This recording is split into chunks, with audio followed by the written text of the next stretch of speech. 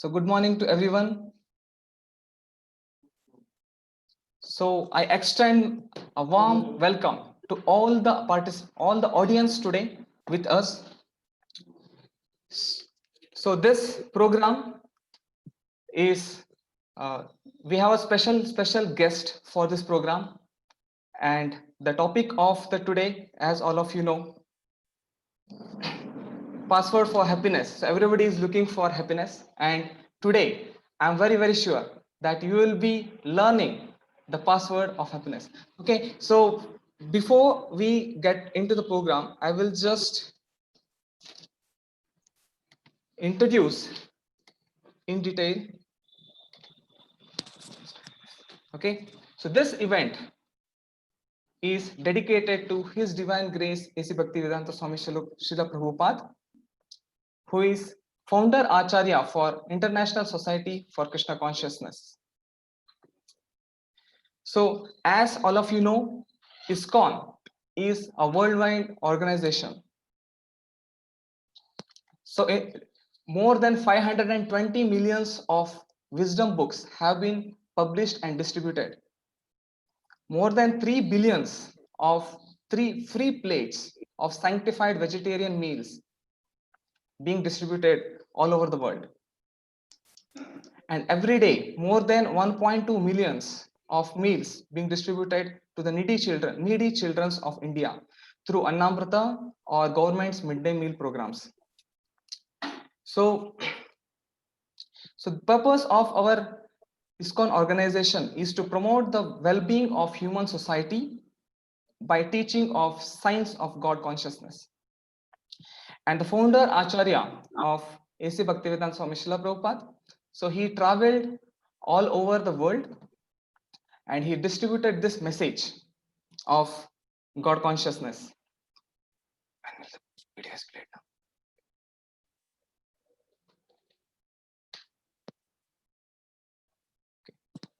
So for those who have enthusiastically came forward to attend this program, it's a kind request to all the participants. Please register for this event through this link. In case any of your friends are interested, please forward this to link which have been forwarded to you in your WhatsApp numbers. Forward those links to your friends. Your friends can also join. And it's a kind request to all the participants. Please like the event to show your appreciations. Please subscribe our channel so to get notification about our upcoming programs. And share the password of happiness to everyone. Okay, and do not forget to comment in the chat box below. And in case you have any questions, you can put those questions in the chat box. And even for today's event, so whatever questions you have, please write those questions in the chat box and we will come back to those questions, and our guest speaker will surely put lights on those questions. Okay, I will be so let us take some time, all of us, let us take some time and please like this event, please subscribe the channel. Okay, so please subscribe the channel and then we will go ahead. Okay, so please like the event and subscribe.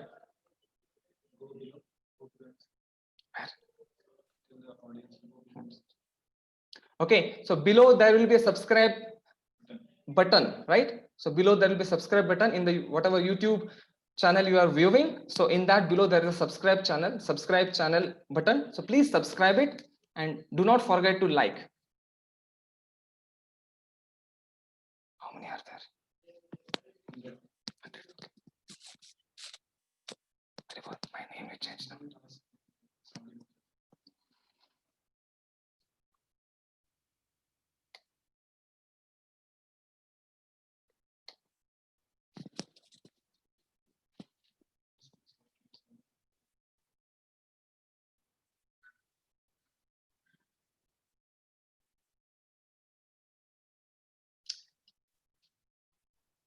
I'm very delighted to see a huge number of audience and participants for today's program. And I request all of you again, please subscribe our channel and please like the event for today.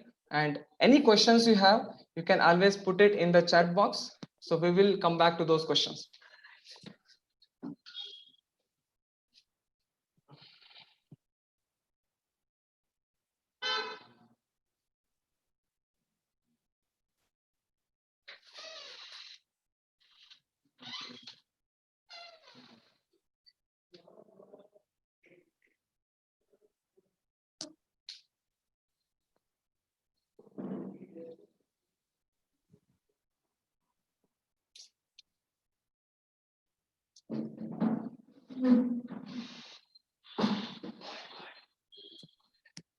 Okay, so thank you very much for your enthusiastic participation and subscribing our channel. And we will go ahead now to the event of today. Okay, so what is our program schedule? So we will be having a welcome address and introduction about our guest speaker. And from 11:15 onwards, there will be password for happiness. The talk on password for happiness. Okay, so there will be question answer session 2, and in case you have any questions, you can send it in the chat box. We will get back to those questions. And we will have a personal interview with Amogh Lila Das. So today's speaker is Amogh Lila Das, and we will have a personal interview with the honored speaker. And in the end, there will be vote of thanks from director's desk. Okay, we are very, very grateful for all our well-wishers of today's program. We are especially thankful to these colleges and their representatives of the colleges, the chiefs of the colleges, for supporting us and helping us to go to this huge level. So we have Triple IT Hubli. We have Triple IT Hubli Director, Dr. Kavi Mahesh, and all the students of Triple IT. So we're very grateful for them. And we have IBMR Director, Mrs. Suma, and all the students. Very grateful for them. SDM Engineering, we have the SDM Engineering Dean of Student Association, Dr. Gopinath sir. So Sri Dharmasthala Manjunatheshwara University, including Engineering College, Medical College, Dental College, and all the students, staffs. We are very grateful for them. We have IEMS Business School, its director, Dr. Srinivas, and all the students. We are very grateful for them. We have Jain College of Engineering principal, Dr. Prashant, and all the students. And in the end, we have KLE College of Pharmacy. So principal, Dr. Jamkhandi sir. Okay, we are grateful for all of them, and we are also grateful for Arjuna Education Institutions, staffs, and the students. Okay, so ISKCON Dharwad, Maratha Colony. So we have been conducting programs in educational wings. We have been conducting many activities, and today's program is based on Utsaha Festival. What does it Utsaha Festival means? Utsaha means inspiration, festival of inspiration. And when the situation around the world filled with so many negativities, right? So we need to bring out that Utsaha within us. We have been conducting this educational wing activities to inculcate moral inputs into the students, also in corporate levels. So we have been conducting many programs in corporate levels in Dharwad and Hubli. Okay, Tata Motors, RSB Transmissions. We have conducted programs at Deshpande Foundations and JMT Private Limited, many more industries of Belur industrial area. We have conducted the programs there, and many corporates, they have participated and got benefit in this programs. Also, ISKCON Dharwad has been conducting programs like Gita distribution, Bhagavad Gita distributions, contests for school students. So every year So we have been conducting in more than 100 schools in Hubli and Dharwad region and given prizes for the students who performed extremely good in these competitive exams. Also, to remind Indian heritage, we have been conducting mega festivals. More than thousands of people joining these festivals from Hubli and Dharwad. We had guest of honor by Mr. Jagdish Shettar, former Chief Minister from Karnataka. So at our festival Hubli, at Hubli, on Shri Krishna Janmashtami Day. Okay, nonetheless, I would like to just introduce myself, Santosh Bhatt. I'm Managing Director of Arjuna Education Institutions. Introducing our guest speaker today. So I'm very honored. I'm very honored to have with us. Genuinely, I feel honored to have the opportunity to introduce and interview Amogh Leela Das. So Amogh Leela Das, he is Vice President of ISKCON Delhi Dwarka. So he completed his computer science engineering from Delhi University. So he is also one of the co-faculty at Indian Institute of Management, Ahmedabad, for teaching principles, ethics, and morality in leadership. So he is also one of the director in ISKCON Youth Forum, Dwarka, Delhi, for uplifting character among youths. So also he delivers many sessions in different colleges and universities like NSIT and DTU. He's also one of the co-director and corporate trainer for We Serve. It stands for Vedic Solution to Empower Resources by Value Education. It's a spiritual corporate training wing. So he has delivered sessions. He delivers a session on stress management, anger management, conflict management, etc. in many of multinational companies like Max New York Life, Imami, Nestle, and all. And we also have he's also one of the content writer for spiritual syllabus, and he's one of the he's one of the script writers for the drama groups. Okay, and he's also a lifestyle coach for families, corporate youths, and children. So he's one of the youth icon who has developed his personal brand by a pure hard work and especially spreading pure positivity all over. So I heartily welcome Mr. Amogh Leela Das for addressing today's program. So I would like to hand over the stage to Mr. Amogh Leela Das.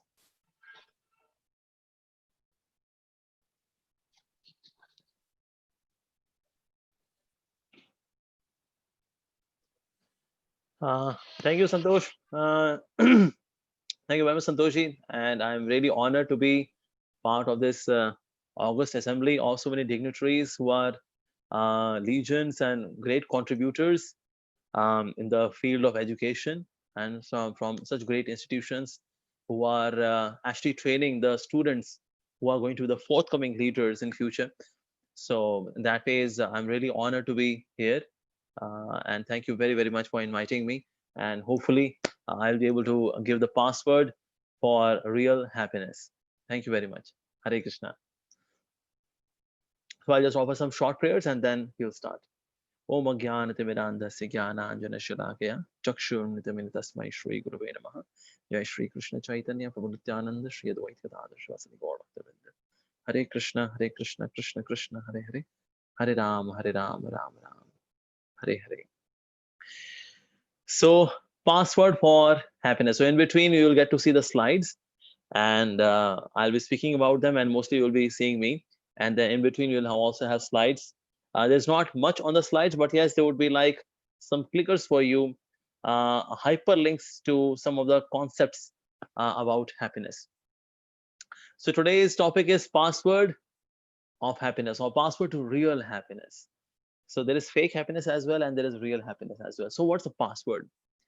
Usually people, when they do not have passwords, so they keep trying various kind of passwords. Like once um, there was one pub, pub, people go to pubs often to enjoy. So but only few people were allowed, not everyone was allowed to enter the pub. And that's why, so what was so there was one guy, he wanted to enter the pub, but he was not being allowed. So he wanted to deduce that what is this password actually. So the bartender who was standing outside at the gate of pub, he would say a number, and the person will have to respond back with the number. And then if that matches the sequence, the pattern, the formula, then done. So this person who wanted to enter the pub, he hid himself from the bushes, and then he saw, just to see that what's happening. So wow, so another guy came next to the pub, and then and then the bartender, he said, okay, 6. So the person said 3, and then he was allowed. Okay, another person came, and then again the bartender said 12. So this guy said 6. Bartender allowed. So now this guy who was behind the bushes, he said, okay, now I got the password. How to enter the pub? I got the password. If this person says 6, then I'm to say 3. If the person says 12, I'm to say 6. That means it is a half of it. So he also came, said, yes, I also know the password. Acha, you also know the password. So the bartender said 10. And then he said, obviously 5. Bartender said, no, you're not allowed. He said, how come? If you said 6, the other guy said 3. If you said 12, the other guy said 6. So they were allowed. So 10, the half of 10 is 5. He said, actually, that's not the password. So what was the real password? Actually, the password was when he said 6, so SIX, 3.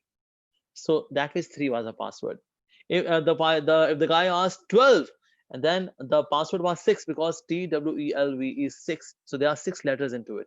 That is a password. So if the guy has said 10, the password should be TEN, 3, not 5. So in this way, he was not allowed to enter the pub. So often people, they are so desperate to get inside the pub of happiness, but since they do not have the password to happiness, so that means often there is a pop-up, a wrong password or incorrect password. And that way people often in this world, they remain desperate for happiness, but they are not able to get into the world of real happiness. And you will see in this world, everyone is just after happiness, because in this world, you will see that when there is advertisement industry, when they highlight, they also highlight only happiness. When I saw the advertisement of Coca-Cola, so above Coca-Cola, it is written open happiness. Is it that some kind of sugar liquid or soda in it has got all the happiness? No. But the tagline of Coca-Cola is open happiness. Once I saw advertisement of it was Cadbury's, and there was one guy or one girl, and they were having Cadbury's, and the Cadbury's had a burst inside their mouth, and the Cadbury's now was coming out of one's mouth and eyes and ears and all that. So like that, and then at the bottom it was written Cadbury ka luxurious explosion. So after getting the view of this ad, one gets the idea, oh yes, by having Cadbury's, I will be happy. But actually, advertisement industry, they also know that people do not want Cadbury's, people do not want any other object, or say Coca-Cola. People need happiness. We have to just advertise happiness on the billboards, and just put a label of our brand, and that's it. But otherwise, it is actually advertisement of happiness.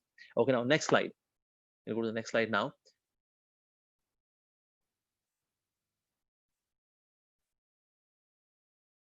Okay, next. Yeah. So do we have same goals or do we have different goals? So here you can see this. So there's one fat lady. She's saying, if only I had her figure, because she's like pumpkin, but the girl standing next to her is like a lady finger. She doesn't like to be pumpkin. She likes to be lady finger. So the girl who is standing next to the this fat lady, old lady, she's asking, if only I had her diamonds, because she is not having even a single thread around her neck. So she's saying that if only I had her diamonds. And the guy who was husband of this girl, he's thinking, if only I had his money. I have my honey, but I don't have money to feed my honey. So that way he's asked for after money. And the guy who was the husband of the lady who was in green suit, he's saying, if only I had his wife, because I do not like pumpkin, I like lady finger. So somebody's after figure, somebody's after diamond, somebody's after money, and somebody's after somebody's wife. So the goal is different, or do we have the same goal? Well, we have same goal. Actually, through good figure, she is searching for happiness. By having diamonds, the young lady, is also searching for happiness. The person who is seeking to have money is actually seeking after happiness, because if I'll get money, so I'll keep my honey happy, and then I'll be happy with my honey. So if only I had his wife means I'll be happy with this slim lady, not my uh, my round my fat lady. She's like a pumpkin. So that ways we see that there are people who are seeking various things, various paths, various goals, but actually what they are seeking to achieve is same. We do not have got different goals. We all have got same goal, and we all are doing everything for this single phenomena of happiness. Even people commit suicide. Do you know why? Because they want to be happy. I met one guy in our temple, and he said, Prabhuji, I want to commit suicide. I said, why you want to commit suicide? He said, well, I don't have any desire to live anymore. I told him, what's the pain of death? The pain of death is that when 40,000 scorpions bite you simultaneously, that's the pain of death. And this guy said, Prabhuji, currently 80,000 scorpions are biting me simultaneously. If I'll commit suicide, I'll come down to 40,000 scorpions. So let me commit suicide. So of course, I did some other counseling, and the person did not do suicide. But the point is that when the life becomes so painful, then the person seek happiness in suicide. Like recently, we had example of Sushant Singh Rajput, that he committed suicide. It was quite a sad event, and we pray for his well-being, his further journey. But yes, because he was so much fed up with nepotism in Bollywood, and he thought that my life is so much distressful. I've lost 3 movies. Now what, and what next, man? Now there is nothing. So let me be happy at least by committing suicide. Of course, now various things are happening around it, that he's being murdered or whatever. But the point is that in this world, people commit suicide as well. Why? Because they are seeking happiness in death, because life has become quite painful. So people now seek happiness away from these miseries in death. So whatever people do, everything, whatever they do, it is for this phenomena of happiness. Okay, now next slide.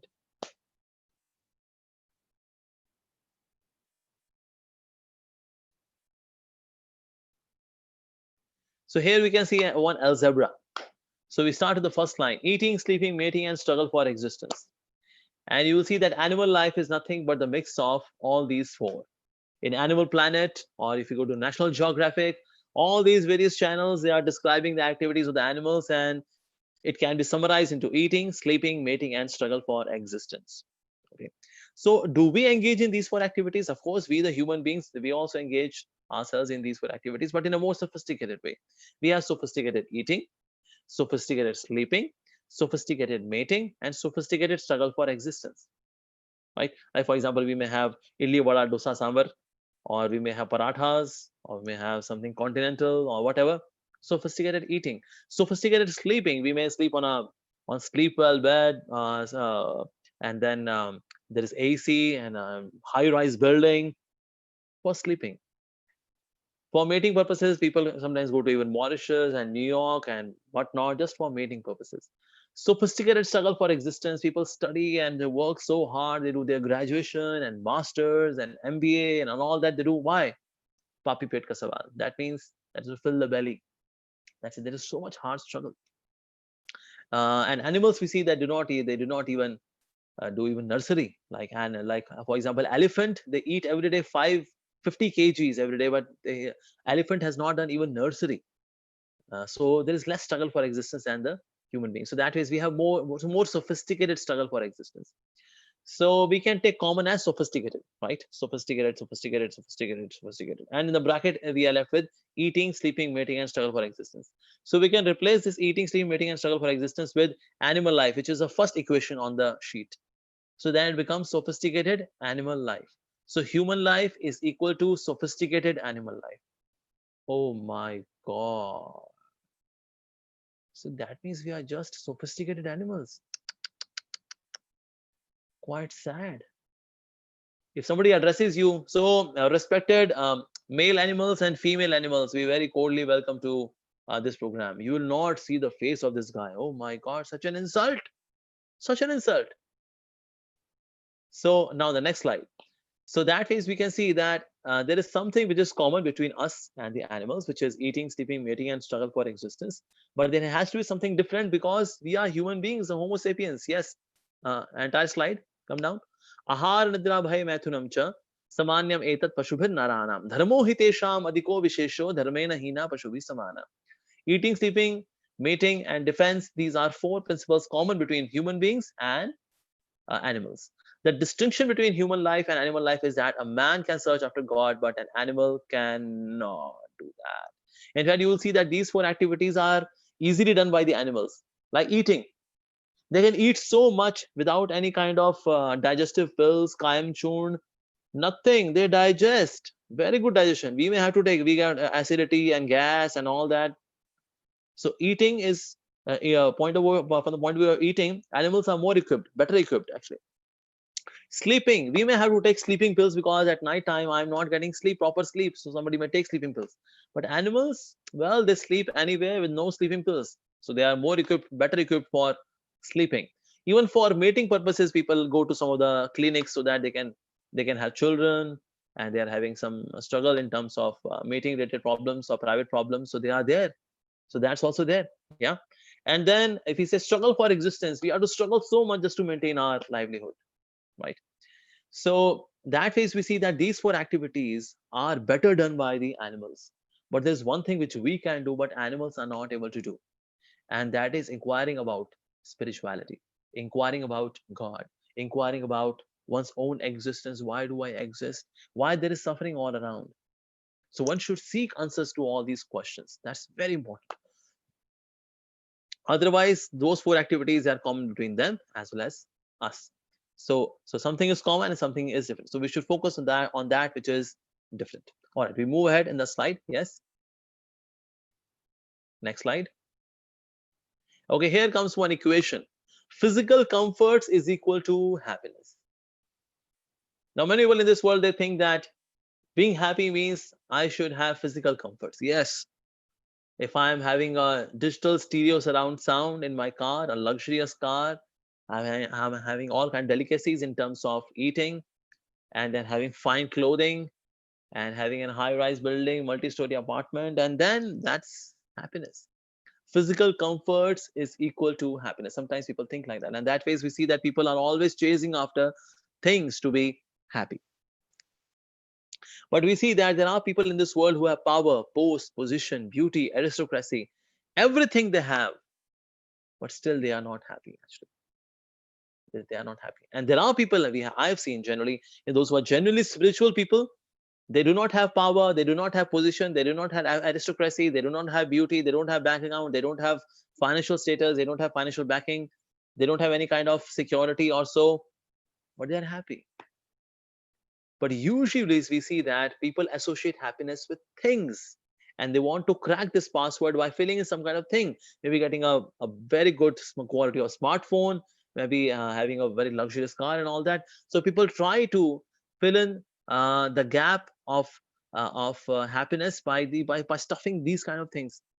But actually we have seen in this world that people who are so powerful, so beautiful, so aristocratic, but they are committing suicide. I've seen some of the videos, IAS officers committing suicide. They are so successful, cracking an IAS exam is so tough, they cracked it, and now they're IAS committing suicide. Police wala people who are now have become a chief commissioner and all committing suicide.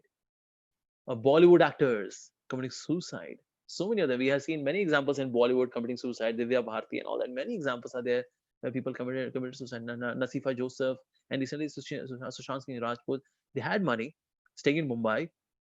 Wow, the glamorous city. They're committing suicide. I know I'll not take the name of institution, but I know some of the top medical institutions in India where doctors are committing suicide. Why? So that means there is something lacking. There is something which is missing. If we will not address that, then even if we become very successful in our career, then God forbid something can happen which is not very desirous. So we are to work on that aspect. Okay, now next slide is that. So this equation, physical comfort is equal to happiness, is actually false. Yeah, that's false. I remember when I was in my college, so there we had our canteen. So in the canteen, we used to have chola bhatura and Sprite, and that was very famous in our college. So one of my friend, we were sitting together and we were having our lunch together. So I used to have my lunch from my home and used to order chola bhatura and Sprite from the college, and then from the college canteen, and he would eat that. So one of my friend, he came running. Now, oh friends, the result is out there now. Okay, so what's the result? So actually, in our final year, there was artificial intelligence, and we all were fearing that we may not fail in this artificial intelligence because there are so many algorithms, so many flowcharts are there in computer science. So in this particular branch of computer science, which is artificial intelligence and robotics, it's quite complicated. So we were thinking that our real intelligence got exhausted trying to understand this artificial intelligence. Man, we may pass because fourth year of engineering, we may not fail. So this guy said, well, the result is declared. So I asked, what about me? He said, yeah, you cleared, all passed. Thank God. And then the friend who was sitting next to me, who was having chola bhatura and Sprite, and that was very famous in our college canteen. So he said, Mera kya hua? What happened to my result?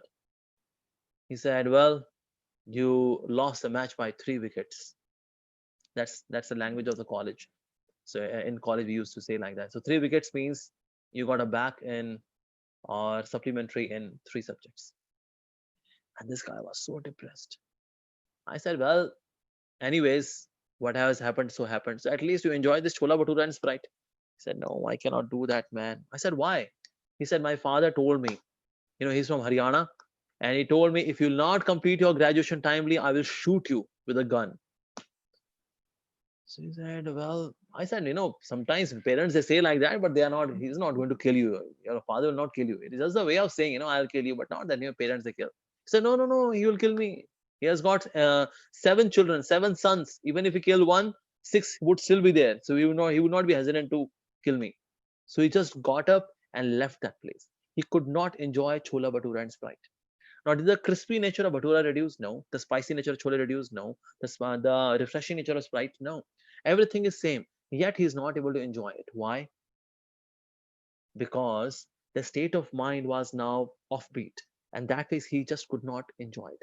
So if we think that physical comforts or things are going to make me happy, well, we have seen people not being happy, even though they have the best of the things of this world with them. They're committing suicide, they're taking the pills to reduce their depression and all that. There are so many examples nowadays, especially among the youth. Now it is becoming quite rampant. Reader's Digest, it mentioned long time back, it was mentioning that by 2022, India would be world's #1 country for having maximum number of suicide cases among the teenagers and youngsters.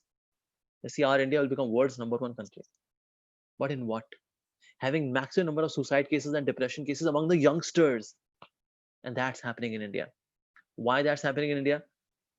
Nowadays Indians are leaving their own culture on the name of being modern. We are very modern. We are so cool, man. We are so cool. Yo, yo. On the name of being cool, on the name of being modern, they are giving their own culture and they are trying to catch up with the Western world, Western culture, Western civilization. And because they are trying to do that, so that way they have left their Indian culture, but whatever they would do, but they cannot become Americans or Westerners. They cannot become because of their roots. So nowadays I see that Indians, they are not Indians in terms of culture. They cannot become Americans because Americans are Americans. They cannot. So that way they have settled in between.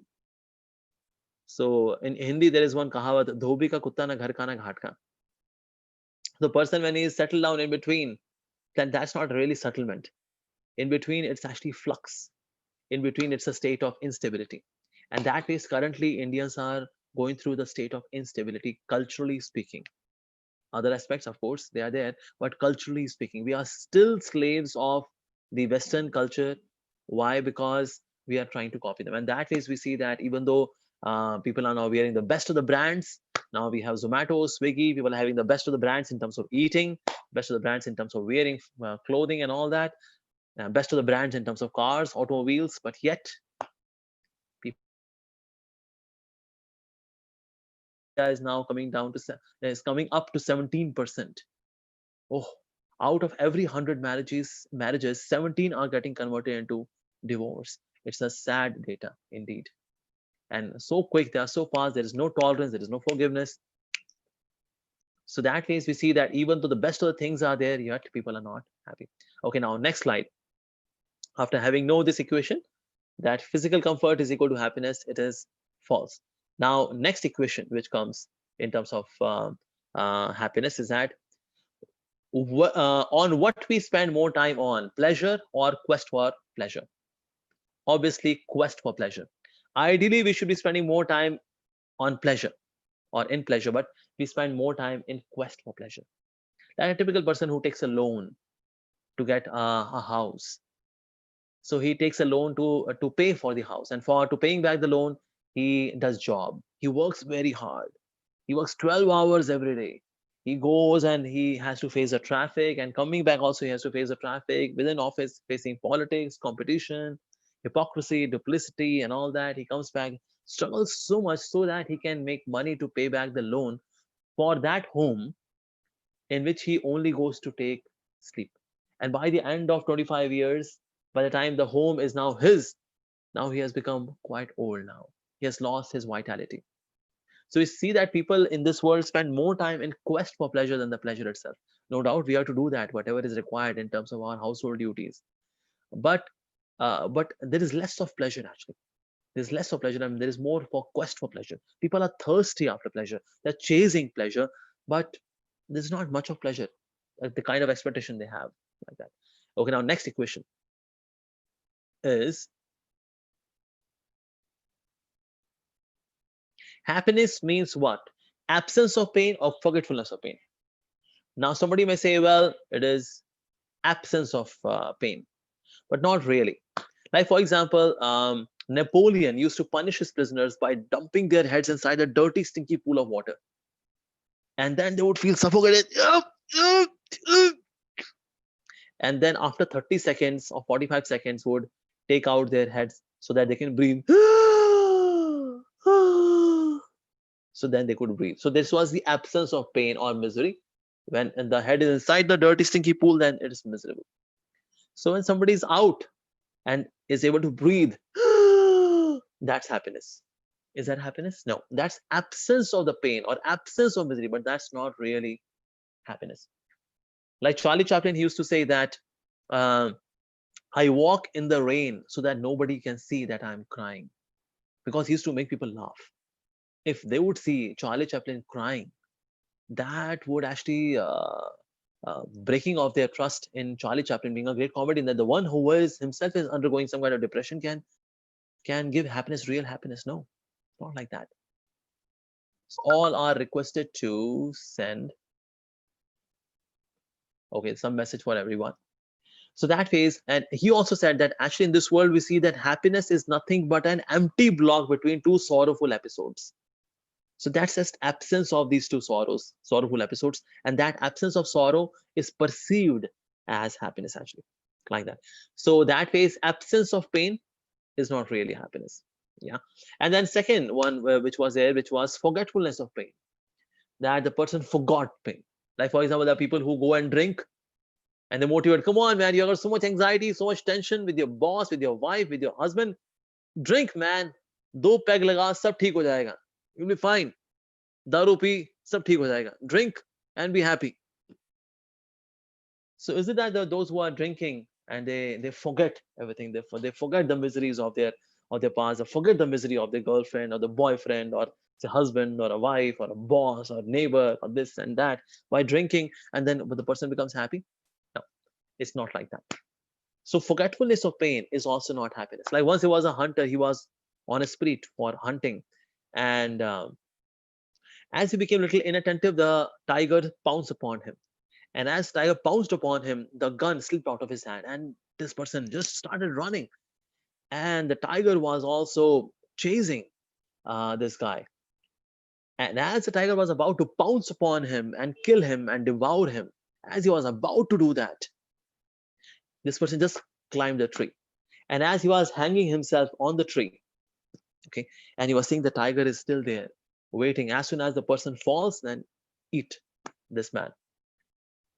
So then all of a sudden he saw that there were two mice. They came and then they started eating um, this branch of the tree where he was hanging himself.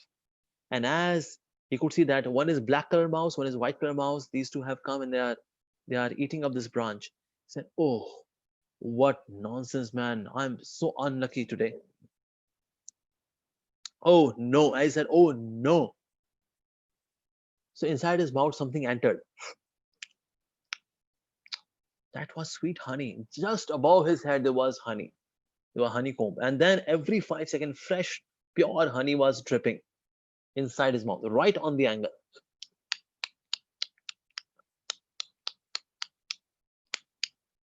In this way, he started enjoying the honey.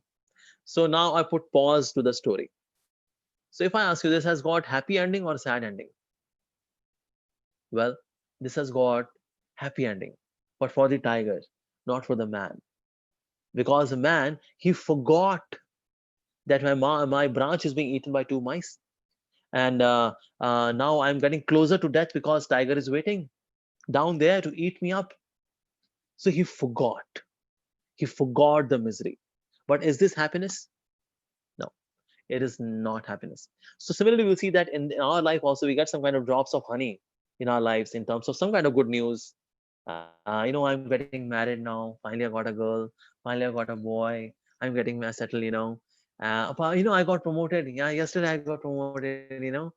Yeah, thanks. I completed my graduation yesterday. Yeah, thanks. Thank you so much. So drops of honey they come in between. There's nothing wrong in getting drops of honey. Good news are coming. Nice, very good. But in the whole exercise, if I forget that there is a higher purpose, there is a higher way of thinking, there is a higher purpose of my existence. If somebody forgets that, that's not good. So that is the dualities in life, they would come and go. The crest and the troughs, they would be there. The hills and the valleys, they would be there. The happiness and sorrow, they would be there. The duality would be there. Sometimes there is fame, sometimes there is infamy. Sometimes there are desirable events, sometimes there are undesirable events. Duality. Sometimes there is profit, sometimes there is loss. But those who do not have spiritual substance in their heart, they become slave of their surroundings, and then they live such a miserable life. So that means, so we should understand that forgetfulness of pain is also not happiness. Otherwise, all those who are drinking wine, they would be the happiest people, but they are most miserable people actually. Those who drink. There was one joke that once three friends they got inside an auto rickshaw and they were absolutely drunk, ekdam talli, absolutely drunk. So they asked the auto wala, uh, so auto wala will take us to such and such destination. He said, yeah, please, sit down, sit. So he started the auto, and after some time he just stopped there itself. He said, sir, destination arrived, sir. Destination arrived. You can get down, get down. Thank you. One got down, second got down. Third one, he also got down, but he gave a tight slap to the auto wala. So the auto wala was thinking maybe the two were drunk, but third one was not so drunk. So the third guy, he said, you know why I slapped you? Rash driving. You should drive slowly and safely. Okay. And he gave the money and went away. So the one who is drunk, he is now out of the world. Not really out of the world, he's within the world, but he's outside now any kind of tangible practical connection to this world. So can we say that this person is happy? Not really, actually. So those who are drinking, they are hypnotizing themselves. They are putting themselves in illusion that will be happy by drinking, but actually they are not. They live a miserable life. All right. So that is this particular equation. We see that happiness is equal to absence of misery or absence or forgetfulness of pain. So both of them are false. Now, so now we get to the next slide. Now, so here comes the happiness index of our life. So here is one thing. Out of all we want to be happy in this world, how much are we able to achieve? So you can decide on yourself, maybe say 25%, 50%. Now, next is out of what we achieve, how much percentage is of what we actually wanted to achieve? Okay, I achieved something, but I achieved something else. Instead of this, I achieved something else. Uh-uh. Yeah. All right. Next is that out of what we achieve and what we actually wanted to achieve, how many things have given us everlasting happiness? Practically none. The answer is zero. We all want permanent happiness. We do not want temporary happiness. But all the things and all the people in this world and all the situations in life, we see that they all give us temporary happiness and not the permanent one, right? So that means his happiness index is actually very revealing. Okay, now next. So here is one poem. Okay, now, okay, we will go to the poem later. But here is one shloka from the Bhagavad Gita where the manufacturer of this world is describing about the nature of this world. Okay, who has more knowledge, user or manufacturer? The manufacturer has more knowledge. That's just like in a smartphone, how many diodes are there, how many resistors are there, and what's the integrated circuit being used, what all different processes are being used, and what's the programming language, say WAP or whatever it is being used. I do not know, but the manufacturer knows. So who has more knowledge? Well, the manufacturer has more knowledge, right? So about this world, so in this verse, as you could see, that it is mentioned that Lord says, God is saying about this world where we are the users and God is the manufacturer. He uses two terms, dukhalayam and ashashvatam. Here you can see, I'll not go through the entire verse, but here is saying that dukhalayam and ashashvatam. Here, somehow because of the unique letters, they could not be captured. But yes, dukhalayam. Dukhalayam means, as in pustakalaya we get pustak, in vidyalaya we get vidya, in bhojanalaya we get bhojan. So in dukhalaya we get dukh. So the nature of this world is that it is dukhalaya. Right now, somebody may say, how can God say that it is dukhalaya? Well, it is sukhalaya. It is a wonderful place. Well, God has not seen first day first show in a cinema hall. We have seen that. So that way, I would say that it is actually sukhalaya. Yeah. So God may say, my dear, I'm the manufacturer. You are a user. I'm telling you, it is dukhalaya. The user may say, no, no, no, Prabhu. Arre, come on, God. It is sukhalaya. Sukhalaya, Prabhu, ye to. It is sukhalaya. So God may say, okay, my dear. Then there is second word as well about the nature of this world, which I have manufactured, is that it is ashashvatam. That everything is temporary. Even if there is happiness, then that is temporary in nature.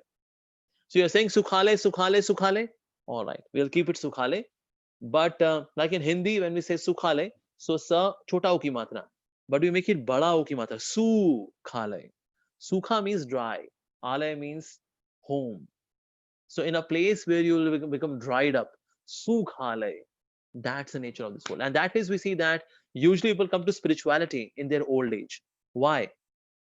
Because in old age, they experience dryness. They experience dryness because now body has become invalid. Desires are strong, but the body has become invalid. They have seen the world, the dry nature of this world, the selfish nature of this world. They said, well, the only shelter is actually God. And that ways, we see that mostly to the spiritual programs come the old people, but not the youngsters. Youngsters say, well, this is not time for spirituality, man. Come on. We are young. Life is happening. There's not time for spirituality. These Buddha people who are retired people, they do not have anything to do. They do not know the art of enjoying life. They may go to temple and all that. Arey, we are young people. Ha. So usually we see that youngsters, they do not come to spirituality. But when they become old and they also experience the sukhale, that means the dryness of this world. And then they also come to uh, the spiritual life. So then they are sitting, then they are seen sitting inside some kind of discourses from some sadhu and hearing and all that because they have experienced the sukhale nature of this material world. So that is we see that that's the nature of this world. So we should have the art of being happy in a place which is by nature miserable. Material world is by nature miserable. All right. So now next slide. Okay, so here is one poem written by one girl when she was just 11 years old. Okay, please bring all the entire poem. We have cleaned up, we have conquered outer space, but not inner space. We have cleaned up the air, but polluted the soul. We have split the atom, but not our prejudice. We have higher incomes, but lower morals. We have added years to life, not life to years. We have been all the way to the moon and back, but have trouble crossing the street to meet the new neighbor. Yes, next. Yeah. So these are the times of tall men and short characters, steep profits and shallow relationships. These are the times of world peace but domestic warfare.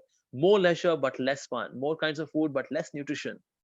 These are the days of more two incomes but more divorces, of fancier houses but broken homes. What an exposing poem indeed, actually. And that's the way that way is the Lord is saying that it is Dukhalayam. Okay, now next slide. So what are the obstacles in being happy? So there are three kinds of obstacles. Okay, now next. Yeah. The first one, for the first obstacle is, so there are three relative obstacles. That means there are people who have them and some of them may not have them. So first one is, okay, now first one, go ahead, is known as Adhyatmik Kalesh, which is known as the suffering which comes from the body as well as the mind. We see that mostly people, they are having some kind of bodily ailments and mental ailments. Most of the problems are because of the mind, you will see. People are having depression, which is in the mind, enviousness in the mind, anger in the mind, lust in the mind, greed in the mind, jealousy in the mind, insecurity in the mind, competitiveness in the mind, insecurity in the mind, everything. So we'll see that most of the ailments are there in the mind. Mostly hospitals are taking care of our body, but there are more miseries in the mind. But that comes in the mind. Suffering which comes from the mind and body, which is one kind of misery. Another is about natural disturbances. Although in India we are fortunate not to have lot many experiences of this aspect, because India is a punya bhumi, dharma bhumi, and that ways we see that natural disasters, they are quite less in number in comparison to USA or Japan or China, where there are so many earthquakes or volcanoes. Like in USA, they have hurricanes coming, sometimes Katrina, Rita, Senorita, and so many different kind of hurricanes coming every year. But in India, we don't see such natural calamities coming. And the third one was, which comes from the other living entities, which, like, for example, if you could see the photograph of mosquito. It can be somebody's wife, it can be somebody's husband, it can be somebody's girlfriend, it can be somebody's boyfriend, it can be a neighbor, it can be anyone. So that way, sufferings which are coming from other living entities. So these are three obstacles in being happy, which are relative. That means then somebody may have, and somebody may not have. So there are four absolute obstacles in being happy as well. So here on the slide, we can see the very first obstacle in being happy, which is absolute. Absolute obstacles are those actually which are actually common to all. Nobody wants them and nobody can avoid them. So even Narendra Modi will face them. Shah Rukh Khan will experience them. Barack Obama will experience them. Sushmita Sen, Aishwarya Rai, Katrina Kaif, Ranbir Kapoor, um, all of them, Brandon Fraser, everyone, nobody can avoid them. So these are absolute obstacles in being happy. Okay, the very first obstacle is birth. Taking birth is in itself is a very difficult, is a very challenging thing, because if we are packed inside a bag with worms biting us for 9 months, that's really miserable actually. And when somebody inside the womb of the mother, at that time one worships, one prays to God, please take me out of this situation, so that once I come out, I'll worship you. But again, as soon as the soul comes out, the baby comes out, one forgets this promise. But yes, because it's a miserable condition. Second obstacle in being happy. Yes, next is old age. Old age is also quite miserable, we have seen. When teeth are falling, the body is now becoming bent. Now our eyes are sinking into their sockets, and that is that lack of strength in the body. So that old age, you know so that's also miserable.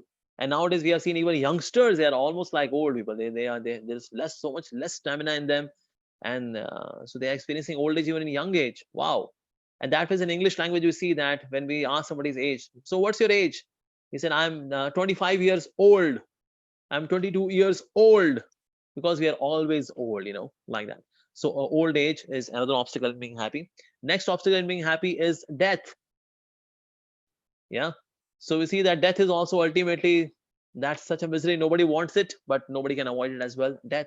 People have life insurance policy. Zindagi ke saath bhi, zindagi ke baad bhi. Why? Because death can come at any moment. There is no missed call. There is no WhatsApp message. She just comes. Once death came to one business tycoon, and then Ted said, come on, you have to go. Business tycoon said, well, I only go when there is an appointment. Without an appointment, I do not go. So Death said, well, I don't take any appointment. I just go by the list. Here is your name on the list. So you have to go. They saw that, yes, actually, my name is there in the list. Said, well, Death, you keep traveling from one place to another place, from one planet to another planet, one country to another country, one continent to another continent. You must be tired. So I would request you have something, take some refreshment, and then move. So he gave nice pizza, burger, and one big glass of lassi. Lassi is a sweet drink, curd drink made of water, sugar, and curd. So, and then after having lassi, one tends to doze off. So he asked, well, Dad, since you have taken lassi, you must take some rest as well. You take power nap, and then we'll go. Nobody can escape that. So that case, I think you should take rest. So that then she took a power nap for half an hour. So meanwhile, what this guy did, he took his name from the top from the of the list and then put it at the bottom. And then after half an hour, when Death caught up, she said, I'm so refreshed. Such a warm hospitality. Thank you so very much. I'm so happy with you that I've decided that I'll start the list from the bottom. Finished. Nobody can manipulate Death. So Death can come at any moment. Even if I'm speaking this presentation, anything can happen in between. I can just stop. And then you will say, oh, what happened to this Amogh Lila Das? He was speaking, all of a sudden he just collapsed. Because Death can come at any moment. Right? So it's a misery. It's one kind of misery. Yeah. Also, next absolute obstacle is disease. Disease means dis-ease. When you are not at ease, that's disease. And now new and new diseases are coming. Now it is coronavirus. Oh my God. What a pandemic. This time we will not forget. So disease, mental diseases are there, physical diseases are there. New and new diseases are coming now. Like this corona thing was never in human civilization. Now it has come, eating bat soup or whatever, being a biological weapon by China or whatever it is. But it's a kind of misery. It is people. So many people are falling disease, and more than 4.5 lakh people have already left their body because of coronavirus. My God, AIDS was never part of HIV. Was never part of human civilization. How it entered human civilization? So junior science refresher. It mentioned that once one wildlife photographer from USA, he went to African jungle and he mated with she gorilla. From she gorilla, he got the virus of HIV.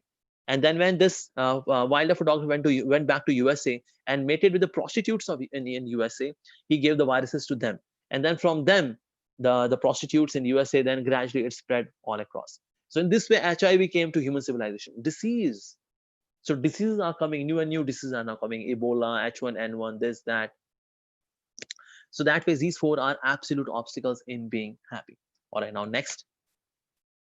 Okay, since it's already 12, so there is not one slide left. So I'll just quickly say this so that because I knew that from 12 to 12:15 was question answer session. So I'll just quickly just wind up with these slides. This is the last slide of the presentation. So sense gratification is not the source for happiness. As we see that donkey also tries to be happy, but donkey is not able to happy. Even though the grass is all across, all around, yet donkey works so hard day and night just to get a bunch of grass, even though grass is everywhere, like that. And that way we see bumblebee. That's like the second example of the bumblebee. The bumblebee, because of the nostrils, gets entrapped inside the lotus, and that way bumblebee is not able to escape the lotus. Because of the nostrils, the bumblebee loses life. Third example is that of the elephant. Elephant becomes so much maddened with lust that he chases a she elephant. She elephant being under the control of the Mahavat, the controller of the she elephant. He guides the elephant towards the ditch, and in this way the elephant falls inside the ditch because of the genitals. Similarly, the fish gets stuck in the hook because of the tongue. It gets hooked up or say hooked out from the river. So that way the tongue becomes the cause of death of the fish. Similarly, the fire moth loses life because of the skin. The pleasure of the fire gives pleasure to the fire moth externally, and then he wants to embrace the fire. He says, wow, what a figure.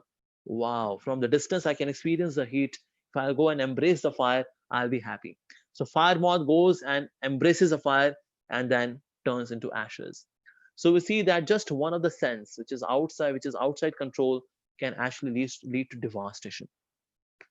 So these are the examples where we can see that people, as in this way, then when they try to become happy by gratifying their senses, well, firstly, it is not long lasting. And in many of the cases, it leads to even greater misery than the pleasure itself, like that. So now we'll just have a quick summary of the entire session, and then we'll take question and answer. Okay, I'll get back to the session once again. Okay, so we all have got same goal, which is happiness. So without inquiring about higher truths of life, we are just sophisticated animals. That's it. We are not human beings if we are not inquiring about the spiritual subject matter in our being. So happiness lies beyond matter. So happiness is equal to having a sophisticated, not excuse me, by having physical comforts, we'll be happy. No, I'm sorry, it's not like that. By making things better, we cannot be happy. But by making people better, we can be happy. So we have to make people better instead of making things better. Of course, things are better, so we are happy with that. We are okay with that. But more important is to make people better. More time is spent in quest for pleasure than the pleasure itself. Next.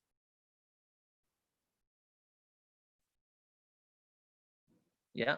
So there are two kinds of obstacles: relative obstacles and absolute obstacles. Relative obstacles are through body and mind, through from natural disasters, from other living creatures. Absolute obstacles are birth, old age, disease, and death. And then we also realize that yes, we cannot be happy by trying to satisfy our senses. Satisfaction of the senses doesn't lead to everlasting happiness, it leads to temporary happiness. And the manufacturer of this world is God, and he's saying the nature of this world is that it is dukhalayam, it is a place of misery actually. So that is, we studied some of the concepts about happiness and how to actually put in, not to put in the wrong password, but put in the right password. The right password is actually to cater to spirituality, which is a speciality of India. Every country is proud of this specialty. China is proud of this specialty. Technology. France is proud of this specialty. Perfumes. USA is proud of this specialty. Baseball. But we Indians, we are not proud of our specialty. Our specialty is spirituality. Just see, India's rank in happiness index is 119. That's pathetic. The land of culture and spirituality is having happiness index rank in 119. That's really sad. So we have to get back to our own culture of spirituality, and then we can actually be very, very happy. There used to be no divorce cases or suicide cases in India, in ancient India. But now we are seeing this reason being we are giving up our culture of spirituality. And as Maslow also mentions, we have got physical needs, mental needs, intellectual needs, egoistic needs. But at the top and most essential and the nucleus of all the needs is spiritual need. All right, I'll stop here now. So thank you all very much for listening.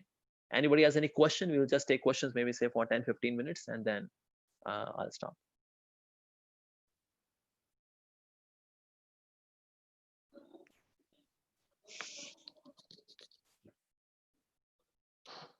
So anybody has any question? Yeah.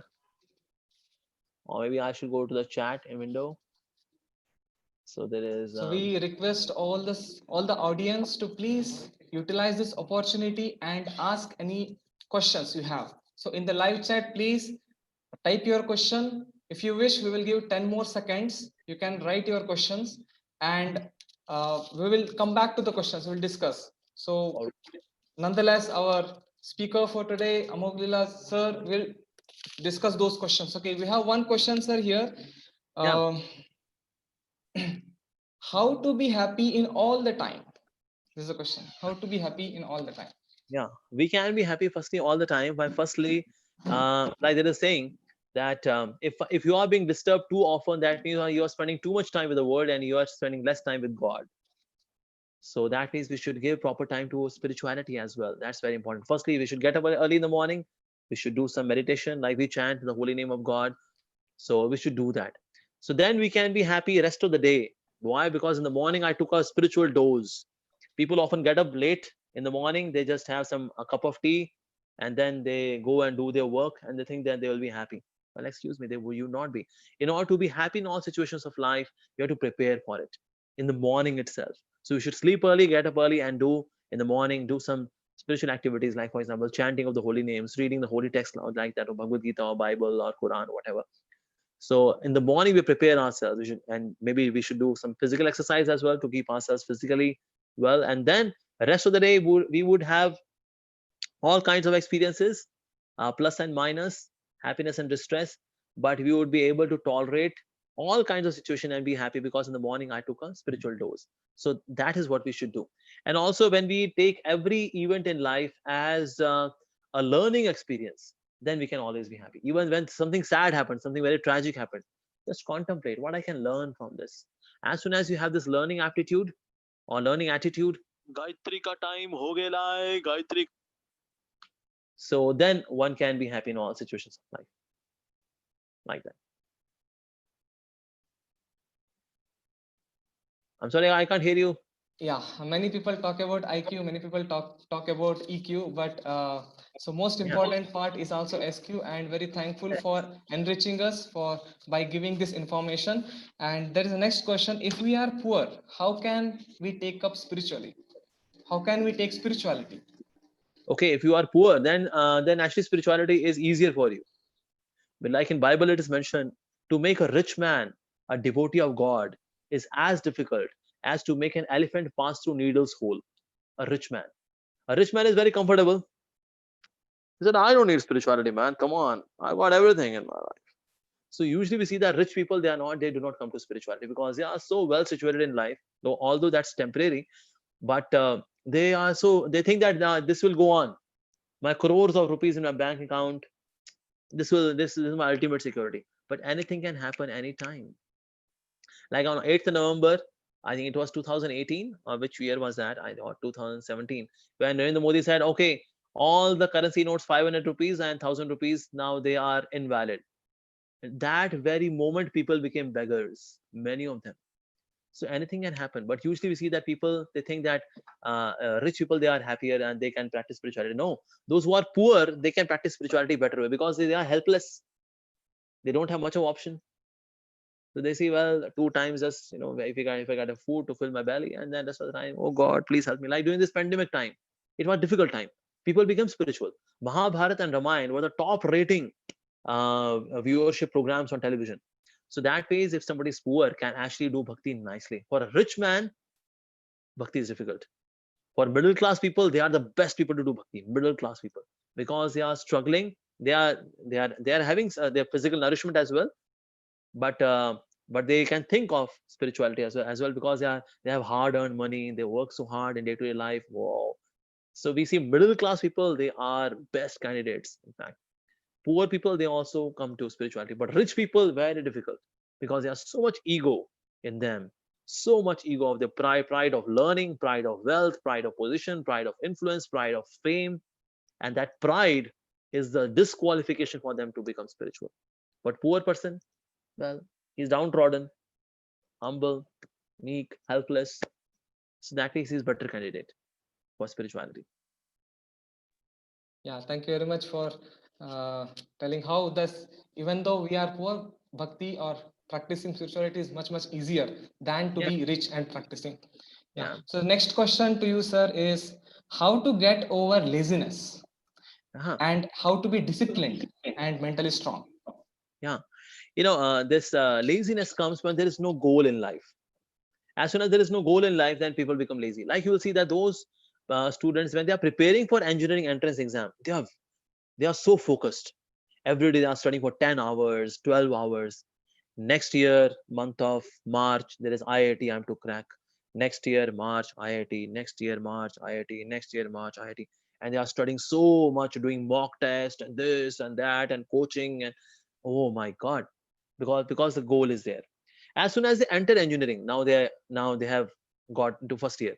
They become lazy, lethargic, spending time on mobile phones, watching movies, Netflix, Amazon Prime videos. What happened? Now there is no goal. घुस तो गए engineering में, बस यही गोल था हमारा, मिल गया अब. Now I got into engineering, so well, I can now sleep. And then they become lazy and finally crazy. So that is having a goal. That's very important. Otherwise we tend to become lazy. Second thing is that about laziness is that we should take sattvic food. When we take tamasic food, that also leads to lethargy. People often take junk foods like pizzas and burgers and meat and all that. That leads to lethargy, actually. That makes the body slow down. When we take vegetables and fruits, they have a lot of energy. Like we see sand, the bull has so much power because it eats ghas poos. The elephant eats ghas poos. Elephant also has so much power. That means there is strength in ghas poos, in salad, in fruits, in sunlight. There is energy. So when we take sattvic food, that also gives us energy. And often we see that people become lazy and lethargic because of bad association as well, especially during college life. There's so much bad association. We see lazy, lethargic, dirty, crazy people not taking bath. So in their association, the person also becomes like that. So one should be very choosy in terms of association as well, in case somebody doesn't want to become lethargic and becoming disciplined. We should also have a long-term schedule, and we should also have short-term goals as well to achieve that bigger goal or bigger or the ultimate thing which is to be achieved, the target. So we should have mini goals as well, and they should be practical, like that. This is what we should do. Also, we should sleep early and get up early, because morning hours are more efficient than late night hours. You will see that those who study late night hours, they just eat Maggie, and eating Maggie and reading couple of chapters at the max, they see, oh, I did so much. But actually morning hours are more efficient. I remember I forgot to study one book during my graduation, and at 9 p.m. at night I realized, my God, tomorrow is my exam, I forgot this book. So I slept at 9, got up at 1. 4 hours of sleep I took. From 1 to 7, 6 hours, I completed one entire book. So when we sleep and take rest and get up early in the morning, so somebody sleeps at 10, get up at 4, one would be more efficient in one's studies actually. So early to bed, early to rise makes everyone healthy, wealthy, and wise. So these are the ways we can conquer lethargy, laziness, and be more scheduled.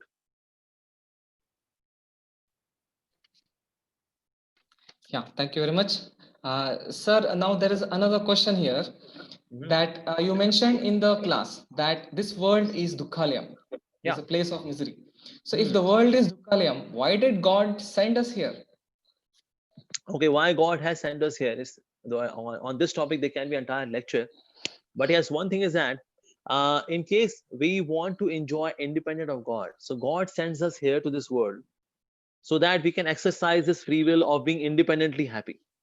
But in this place, we realize that actually without God, I cannot be happy. That's why in this world, our choices become repaired of I leave you, God, to I love you, God. So that's the purpose of this world, to realize that without God, I cannot be happy. So that's why in this world, we practically come to this conclusion. And that's why people see, after even enjoying and yet experiencing hollowness, they finally come to God, that God, ultimately you are there. I was having such this mistaken idea that without you I can be happy. It was a mistaken idea. So that's why God sent us to this world, so that we can practically realize this, that without Him we cannot be happy. Maybe this question is connected to the last one, what you answered. Mhm. The question is, when you say spiritual dosage every day morning, what does it Mhm. mean? And how does that become a password to the happiness? Yeah, one thing is that if we like one thing also I mentioned in the session, that if I do not have spiritual substance in my heart, I would be slave of my surroundings. Now in my surroundings there are dualities, there is hypocrisy, there is duplicity, right? There are ups and downs. So I become transcendental to all this. Why? Because my consciousness is raised. Like, so for example, somebody is flying in an airplane, okay, would see the buildings, which are skyscraper buildings, as matchboxes. But if I'm standing beneath or underneath this building, so I would see, oh my God, the buildings are quite tall. But if I'm flying in the plane, then I would see the same building as small. So is building becoming small, or my altitude is now higher? My altitude is higher. Similarly, what does spirituality does to us? The spirituality, or bhakti, it raises our consciousness from this platform to this platform, and then we are able to see those problems which are like skyscraper buildings as small matchboxes. That's it. In this way, I become transcendental to, or say oblivious to, or become indifferent to, by towards all these problems by raising my consciousness. So how do we raise our consciousness? We raise our consciousness in the morning when we chant the holy names of God. Like the Hare Krishna devotees, we chant in the morning, Hare Krishna, Krishna Krishna, Hare Hare, Hare Rama, Rama Rama, Hare Hare. A Muslim can chant names of Allah, or a Christian may chant names of Jesus Christ. So may chant the names, but yes, but we should have some tangible spirituality, especially in the form of chanting the names of God and reading the holy scriptures. And then in this way, I raise my consciousness up, and then I see all the problems throughout the day in my life as like small matchboxes, like that. In this way, practically, we are able to deal with this world in a better way. And then, of course, the nature of spirituality is that it is very blissful and very joyful. So we experience joy throughout the day, even as remembering God. So that way, we stay happy in the morning by having some genuine spiritual practices like chanting names of God. Thank you very much for enriching us, taking out your time for all of us. There are so many questions. I am seeing so many questions, but I will take opportunity to ask few questions from my side, Sure. and maybe some of the questions are connected Mhm. to the questions what students have been or the audience have been asking here. Sorry. Yeah, sure, sure, please. So it's a personal interview, Uh-huh. and we want to know about you and your thoughts and your wisdom, and that will sure enough, that will give a very good enrichment for all of us. So starting with, I have one question. What does your name mean? Okay, the name of What my does your meaning, or the meaning of Yes. my name is that it is Amogh Lila. Amogh Lila is the name of Lord Krishna. Amogh Lila means the one who performs spotless Lila. Amogh means spotless. And I am servant of such a God, Krishna, who is spotless in his activities. So Amogh Lila Das. So Amogh Lila is the name of Lord Krishna, and I'm Das. So servant. So servant of such a God who performs spotless leelas. There is no spot in Krishna's leela, whether he in terms of speaking Bhagavad Gita, whether in terms of lifting the Giriraj Govardhan hill, whether having his sweet loving exchange with the gopis or loving exchange with Mother Yashoda. So that ways, and all those who are prayerful to him, oh God, please protect us, please save us, nourish us with them. So that ways we see that he is spotless in his leelas. Of such a God, I am servant. So Amogh Leela Das, that's the meaning of my name. Okay, okay.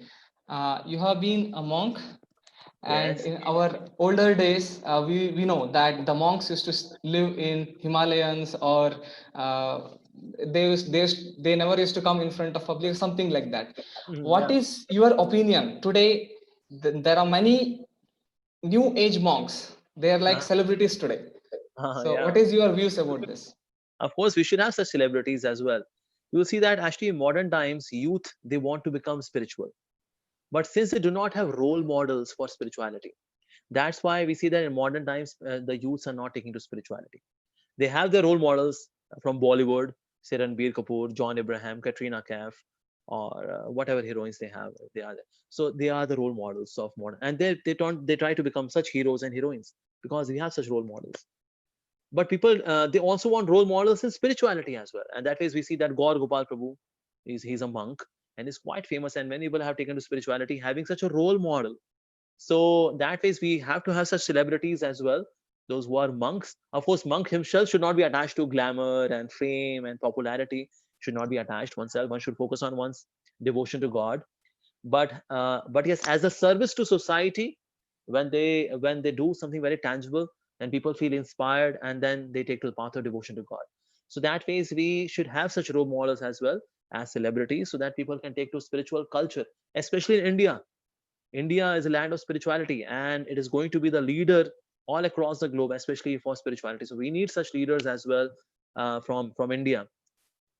So in order to attract the leaders for spiritual culture, we need also some of the role models and celebrities. So of course, so monks they can also be celebrities, but for a good cause.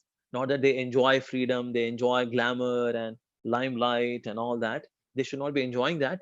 But yes, as a matter of service, they should come to the limelight for serving the humanity. Like our Srila Prabhupada used to say, our founder Acharya, humility means becoming aggressive for Krishna or becoming aggressive for God. So that ways, even monks, they are aggressive for God so that people can take to it. And they are like the marketing agents of God. So we need such marketing agents of God as well, becoming popular, becoming celebrities, because we want some good people also to become celebrities, not those who are drunkards and meat eaters and womanizers. They are becoming the celebrities, and those who are pure, they would hide themselves inside jungle. No, they should also come outside jungle. They should come to the cities and preach and educate the glories of spiritual life and God to the common masses. So we need to have such role models and celebrities. Yeah, that's great. Thank you for enriching us that we need such celebrities in our life. And Yeah, to many of us here attending the class, attending the session, you are also one of the celebrity. I am very thank you. thankful to you. I think so.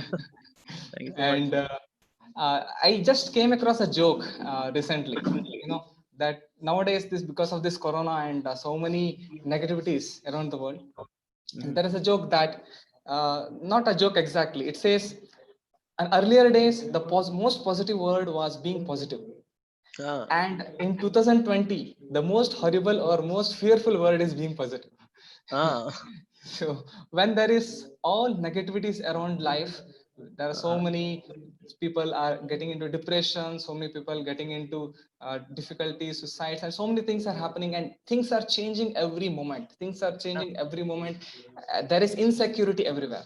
So yes, yes. so how to see positivity amongst how to see positivity amidst of negative environments around us? Yeah. So negativity would always be there. Actually, mostly we see that negativity is there in the mind, you know. So we have to cure the mind. As I was mentioning that nowadays hospitals are there to cure the body, but there are no more hospitals. There are nowhere I see any hospital to cure the mind. And that phase people see with the negative mind, everything negative, negative, negative, negative, negative. It is all in the mind. And there is one anecdote. One shoe company sent one marketing guy to one holy place. Let's just see whether we can set up a factory, whether we can have the showroom for shoes, selling of the shoes. And then he saw that in this holy place, nobody was wearing shoes. Nobody. So he came back. He said, "Well, sir, there is no scope of selling shoes because nobody wears shoes. Nobody." So then another marketing guy was being sent. So that marketing guy said, "Well, there is so much scope actually. There is so much scope. Nobody wears shoes, so we can actually have many showrooms." So it's all having this mental setup. So that phase we are to take care of the mind to make our minds healthy. People are having their minds so unhealthy nowadays, so they tend to become negative so easily. Even in not so negative situation, people become so much negative, and they contemplate on that negativity again and again and again with the negative mindset, making it super appearing like super negative thing. So that phase, it's not it's actually unhealthy minds of the people nowadays. So we have to cure the mind. And that way we see that ISKCON, Hare Krishna people, we are serving people more on the mind platform, making their minds better. That so minding is very important. That's why in English we say mind your own business. We never say body your own business. Why? Because body has got less of problems, mind has got more of problems. So we have to take care of the mind as well. So negativity is actually in the mind. Yeah, thank you. So So the Santosh, actually, yes, I'll just give me a moment. I'll just bring my power back up because it is this. My phone yes, is yes, losing sure. battery. Just give me a moment. I just come. Yes, sir, sure. So thanks to all the audience here. So there are so many questions. We'll surely get back to all these questions, maybe through the WhatsApp group, what we have. And so please subscribe. Okay. So first one is please subscribe to our channel, and please like and share this video. Okay. So please subscribe our channel so that we will be able to reach out to many people, as many people as possible, to spread out this positivity around us. Thank you.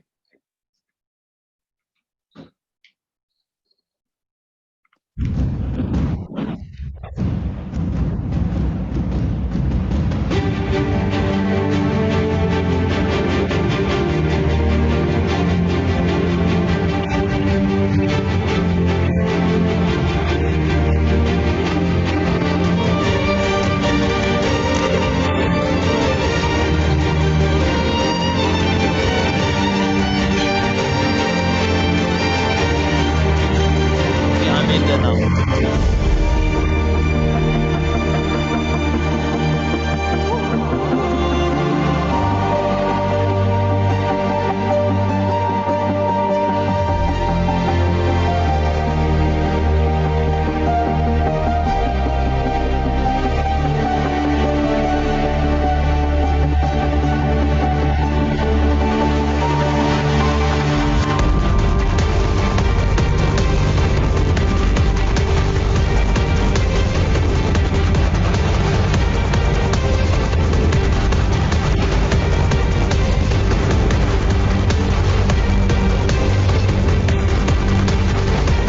Feel so strongly that mantra is the answer to the turmoil and the disconnect between people's hearts and their external lives.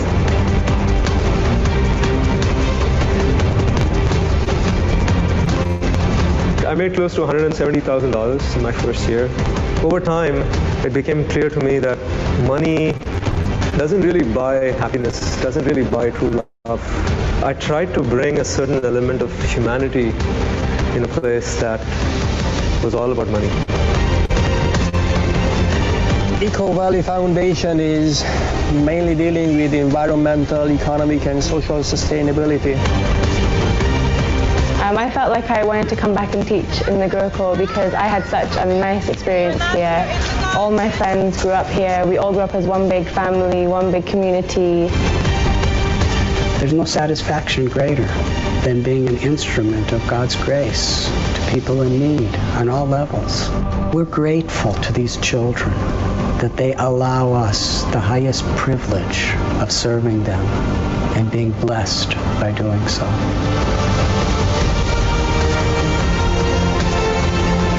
Composition of the community is worldwide, and we're all here for the same purpose, to develop our own spiritual lives.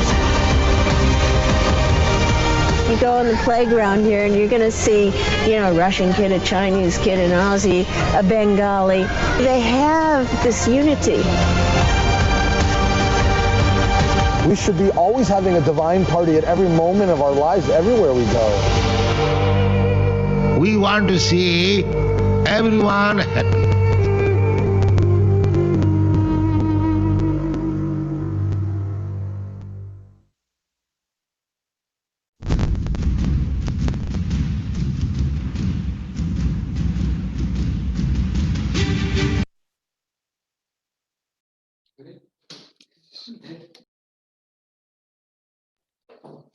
So again, welcome back to our interview session, and hope all of you are enjoying.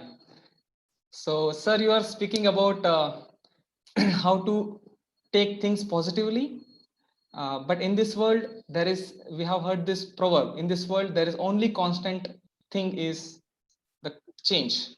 Change is the only constant. So and we know that Vedic scriptures, we say it is changeless. So how is that your changeless Vedic scriptures are relevant to changing situations of today's world? Actually, in present times, there is no changing situation. Problems are same. Only now names are different. Insecurity was there earlier. Now it is still there. Still it's present. People earlier, they were lusty. Now there are people who are lusty. Earlier they were also angry. Now they are also angry. Problems are same. It is just the story which is around the problem. They are only differing. But actually people have same problems. And you will see that behind all the problems, there is one problem: lack of values. Behind all the evils in society, there is one thing which is lacking, which is values. Values are missing because spirituality is missing. That's the thing. So that is, even modern times, we'll see that even today, when people read the Bhagavad Gita, they feel enlightened, they feel joyful, they feel themselves raised in their consciousness. Why? Because Bhagavad Gita is still working. So if there was a medicine which was working 100 years ago, still it is working. Like, for example, Shitopladi was being used even hundreds of years ago. People used to use it for increasing immunity. Even today, if somebody takes Shitopladi, it's an Ayurvedic medicine, it will increase immunity. So that is, Bhagavad Gita is timeless wisdom and time-tested wisdom, like that.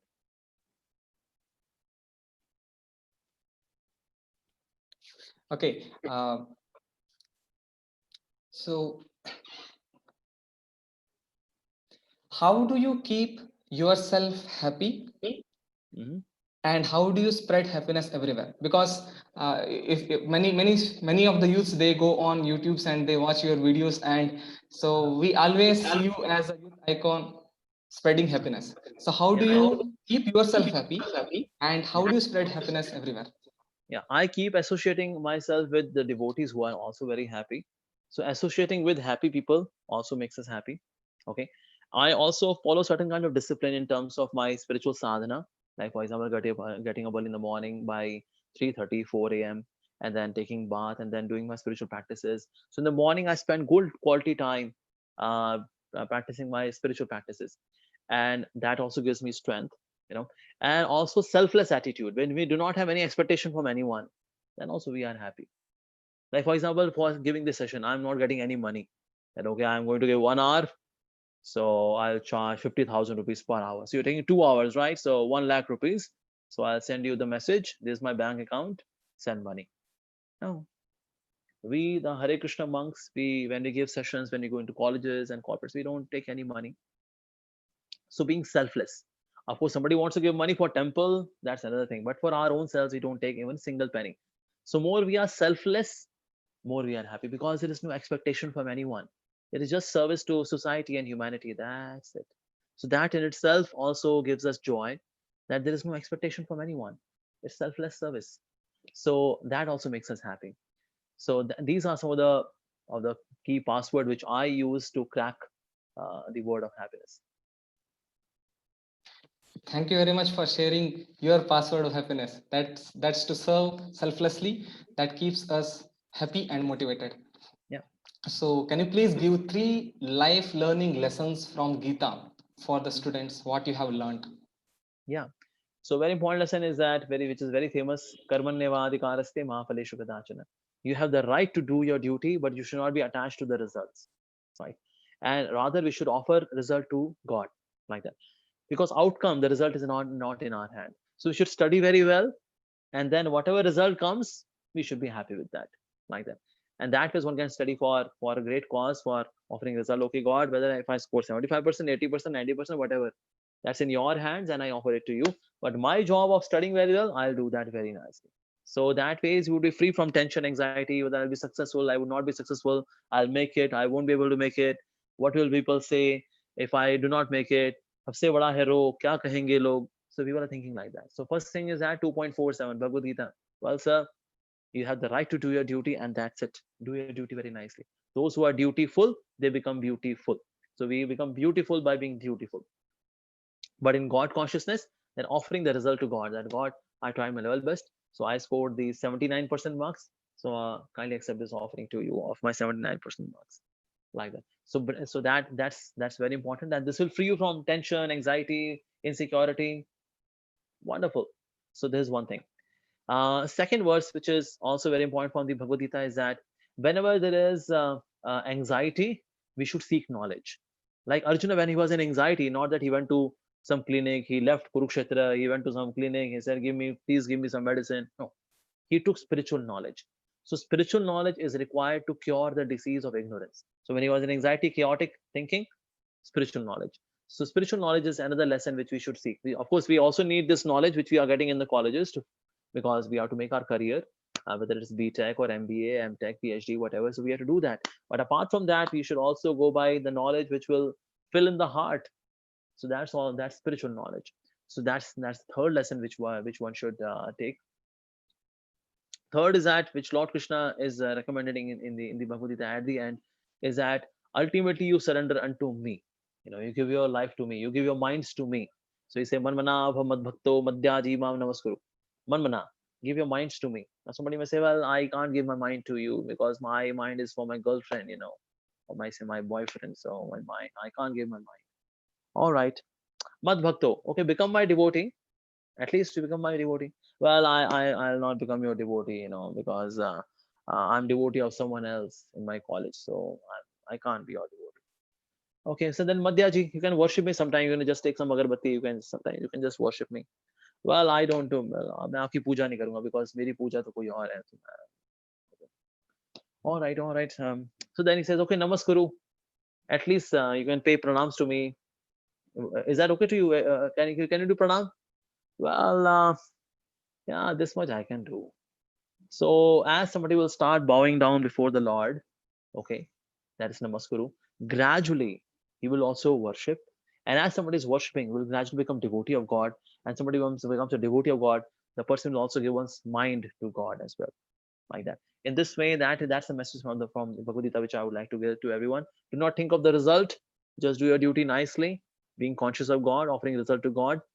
Secondly, whenever you are in confusion, seek spiritual knowledge, seek spiritual association. And thirdly, and very importantly, is that in case you are having what was the last lesson which I mentioned was the last one was I just forgot.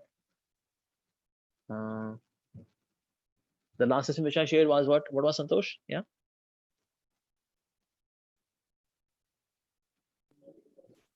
You're mentioning about Mam Namaskaram, that verse. Yes, exactly. So that ways one can give one's mind, one's activities to God, and that ways one can be conscious of God. So these are three lessons which I would say from the Buddha. Of course, there are many more lessons, but these three are the primary ones. Actually, there are so many lessons from Bhagavad Gita, and thank you very much for summarizing full Bhagavad Gita in a very short three sentences or three important lessons. Yeah. So thank you very much, sir. Actually, I am also one of I teach students. I am also one of the institute head of Arjuna Education Institutions, and we teach students the level of students and their attention span. So modern times, what is happening, students are facing this problem of Yeah. attention span. So they do not have that focus on attention compared to the earlier days. So Yeah. how can we overcome it? And so how to overcome this problem from both the sides? That's from as a teacher point of view, and also personally and in our Yeah. lives. So how to overcome that difficulties? As you will see that nowadays in a culture of multitasking, people do multitasking so much because they want to save time. But in multitasking, what we do, we are training the mind to get distracted. Like for example, I've seen people who are when they're eating, they're having their mobile phones in their hand and they're watching something on YouTube, they're watching something on Facebook. One side they're eating, and side they are just scrolling. Now, while doing this activity, eating and scrolling, I'm training my mind to get distracted. I'm doing this now. So in whatever I do, my attention span is the in the state of distraction actually. When I'm doing something, I should be very, very watchful and mindful of that particular activity at that time, being in present. When you're having food, at that time, just have food. At the max, you can listen to some kirtan nearby, that's it. But having some kind of scrolling Facebook and YouTube and all that, that would distract us. So that's very important.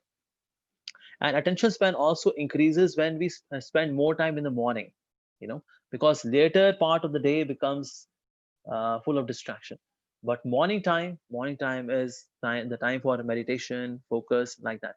So that brings in the culture of staying focused, like that. And for students, I'm speaking something very revolutionary. In case they can do that, they will be very much benefited. In case they cannot do that, they can regulate it. Give up smartphone. Sell off your smartphone. Bring Samsung Guru, that button-wala phone, basic phone, Nokia 3310, very good phones for students, especially. In case you want to study well, you want to absorb well, you want to have focus, concentration, give up smartphone. In the beginning, there would be inconvenience, little bit inconvenience when there is Ola Uber, you can't do Ola Uber, you can't have WhatsApp message, so you may take help of somebody else. So it will be little challenging in the beginning, but believe me, as a whole, you will be benefited a lot. But in case you cannot do that, at least regulate usage of the smartphone. The smartphone is smart enough to make you a fool, make you dumb. So that way, usage of smartphone should be reduced as much as possible. If it can be removed, the best actually. So much of time is being wasted watching movies on YouTube or watching movies on Netflix and all that. Now I've seen hours and hours being spent. All kinds of indiscipline comes now because everyone is having their handy television with them. This smartphone is a handy television. So we are carrying our handy television. Earlier, people used to have television at home, and then in different place now they are focused in their studies or whatever they are doing. Now they are having their TV with them, their cinema hall with them. My God. So what a powerful illusion they are carrying with themselves. So for students, I recommend, I know it is very revolutionary suggestion, and many would disagree as well. Come on, this is not practical, man. Come on, this is not practical. Many of you would say, but those who would do this very difficult task, in the beginning it appeared to be difficult, but later on you will be happy. Wow, I'm doing something very focused. So stay away from smartphone as much as possible, or regulate it. In the morning, 11 to 11:30, that's it. In the evening, maybe 15 minutes. You answer your WhatsApp, close it, that's it. Or you can maintain two phones. One is smartphone, another is simple phone. Smartphone, you keep it in the cupboard. Whenever you require, just take it out, do it, and put it inside. And you have that but you carry with yourself the button-wala phone, Nokia 3310 or Samsung Guru, That's best. Actually. So it's an it's a very revolutionary step. Thank you very much. So hope students will also get benefited, and everyone, especially this smartphones are very distractive. So I myself has this difficulty. By your suggestions, I'll surely try to overcome it. Okay. So one more last question for today from my side is, what differentiates ISKCON from any other religious organizations? Yeah, wonderful question. You'll see ISKCON is not any kind of Babaji's concocted cult. It is actually timeless and time-tested wisdom of devotion to God. The same process has been being practiced by and propagated by Madhvacharya, Ramanacharya, Sant Tukaramji, Mirabai, Bhakti, the culture of devotion to God. So ISKCON is not propagating something different. Why some Babaji has come, I got Kundli Jagran, this, that, with plastic smile. No. So that's one thing about ISKCON. It is completely based on scriptures like Bhagavad Gita and Bhagavatam. That's one thing. Second thing is that in ISKCON we see not just philosophy, but also there is culture. There is flawless philosophy and the highest philosophy of culture of devotion to God. But along with that, there is culture actually. The way people dress, the way people greet each other, the way we walk, everything has got a culture, even in terms of eating and everything. There is a culture actually. So that's the second reason you'll see. Thirdly, you'll see that all across the globe, the kind of spirituality, the flavor of spirituality which has revolutionized the entire world from India is actually bhakti, and bhakti is being spread all across the globe by ISKCON.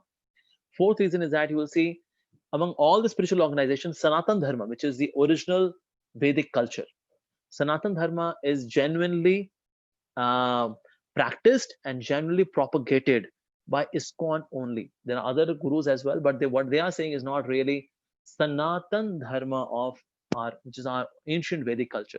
So that way, it is the most ancient culture which is being propagated by ISKCON. And we see that here is no Guruji highlighted. Guruji.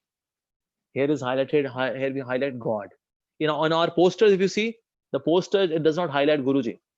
Like if we have posters, billboards, that is, of course, when we circulated the poster in your college, at that time of the speaker may be highlighted. But otherwise, in our posters, God is highlighted. Janmashtami, God is highlighted. Festival, Rath Yatra festivals, God is highlighted. In other organizations, usually that Guruji is highlighted, not God. So prime highlight is God. Sixth reason is that here we have holy name. The holy name is not being propagated and spread out all across the globe as much by ISKCON, no other one than ISKCON actually. Holy name of God. Hare Ranam, Hare Ranam, Hare Namaiva Kevalam. That means in Kali Yuga, only God's name, and only God, Hari's name. That's the only way. So holy name of God is being propagated in ISKCON. So these are 6 reasons I feel they are sufficient enough for somebody to come to ISKCON. And from my personal experience as well, I did not come to ISKCON straight away. I went to many gurus. I went to many other spiritual teachers as well before coming to ISKCON. Believe me, most scientific, most detailed, most logical, most sensible answers to all questions are there with ISKCON, with Hare Krishna devotees. This is my personal experience. This is not my suni sunai baat nahi hai. It is not that I heard from somebody. No. My personal experience. Of course, I learned from other teachers as well, but the details of spirituality, the depth of spirituality which we have in ISKCON, the Hare Krishna devotees, is unmatched. That's my own personal experience by wandering into various organizations and gurus and all that. I'll not take their names because currently they are still there. I'll not take their names, but this is my personal experience. This is the best. So thank you very much for sharing your personal experience as well. And it was a great time to have your association online and to get the wisdom knowledge from you, which surely enriched all of us. So next we will be playing a video. So this video is about upcoming a course which we are going to conduct in Dharwad. Oh yeah, that's a fabulous course. Discover yourself, right? Journey of self-discovery. Oh, journey of self-discovery. Yes. So it's a masterpiece course. Actually, I personally have attended this course many times, long time back, and I call this course as a faith booster course. It's a faith booster course. So that way, all the basic questions are so nicely answered in this course with such powerful, beautiful PowerPoint slides and such nice examples. In fact, this particular session of mine is a prelude, or say an introduction to the this journey of self discovery course. And of course, you can watch the video. The video in itself tells so much about the content of the course. So you please go ahead with the video, and I strongly vouch for the course.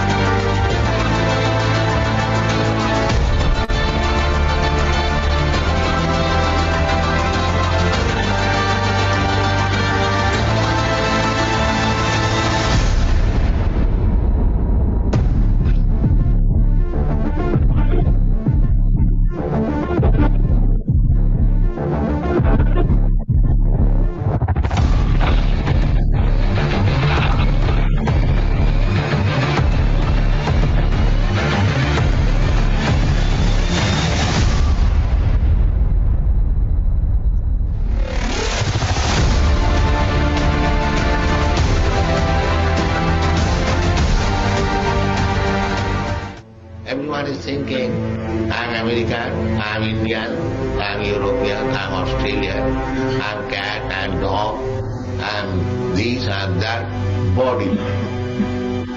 We have to cleanse this bodily conception that I'm not this body. Aham Brahmasmi, I am spirit soul. This you have to realize.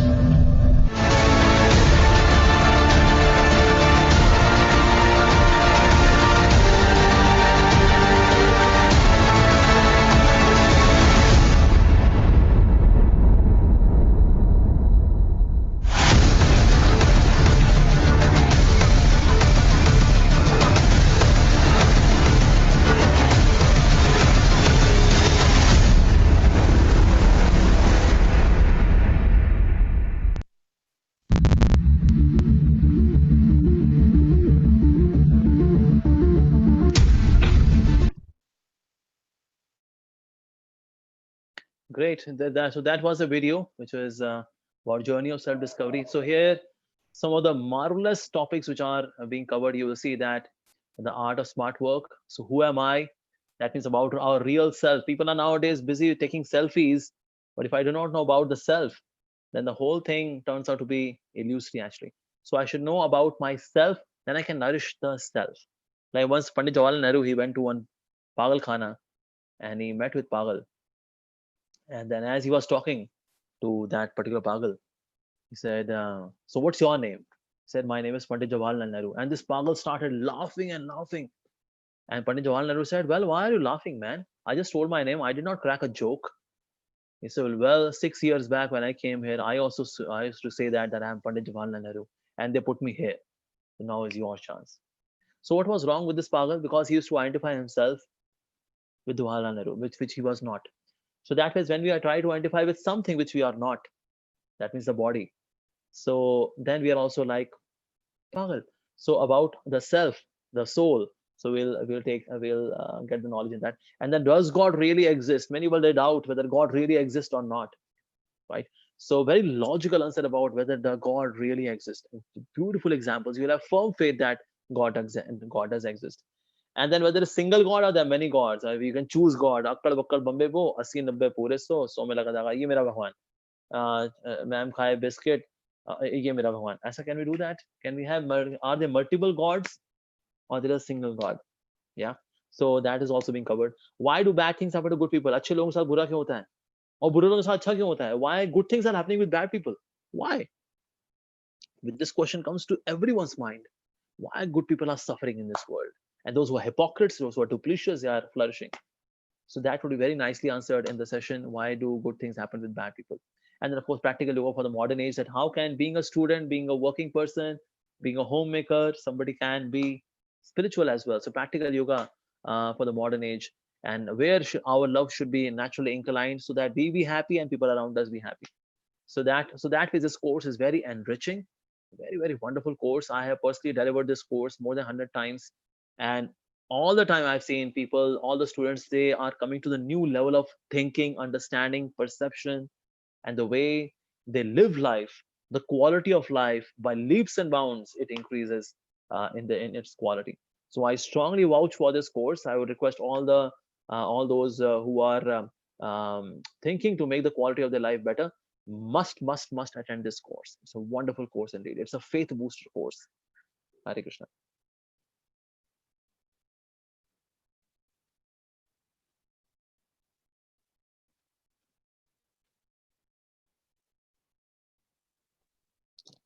So we thank Amogh Lila sir from core of our heart for giving us such a wonderful introduction about this course. And this is an online certificate course from ISKCON Dharwad. And this course will be conducted both English language and Kannada and Hindi language. To be Kannada and Hindi, those who do not know English, Kannada or Hindi can attend evening. It will be conducted in the evening, both English as well as Kannada Hindi course. Okay. So this English course will be for 7 days, 7 sessions. It will be starting from tomorrow.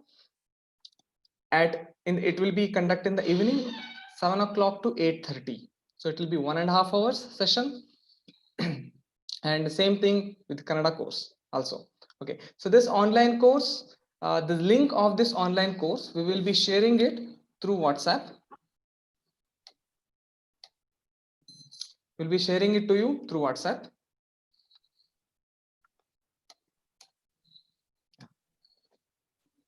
So how to register it? So this link will be sent to you through WhatsApp.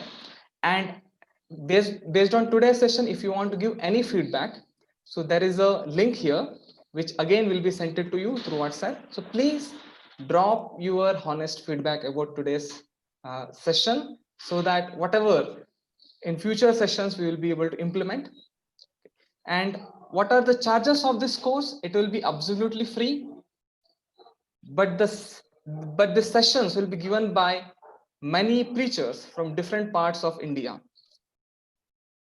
Many preachers in different parts of India, and it will be very, very enlivening classes. Okay, and you can utilize this time of lockdown.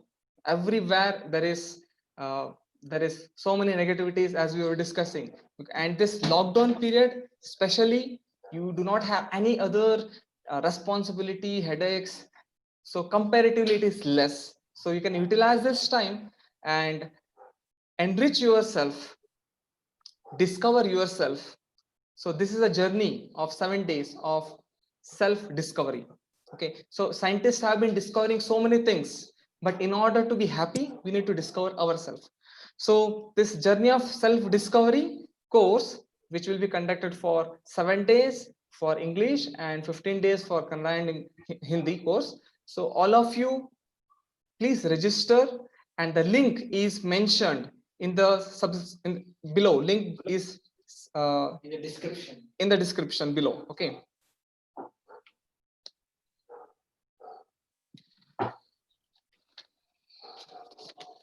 So below there's a description of this video. This link has been pasted, so all of you can take this advantage.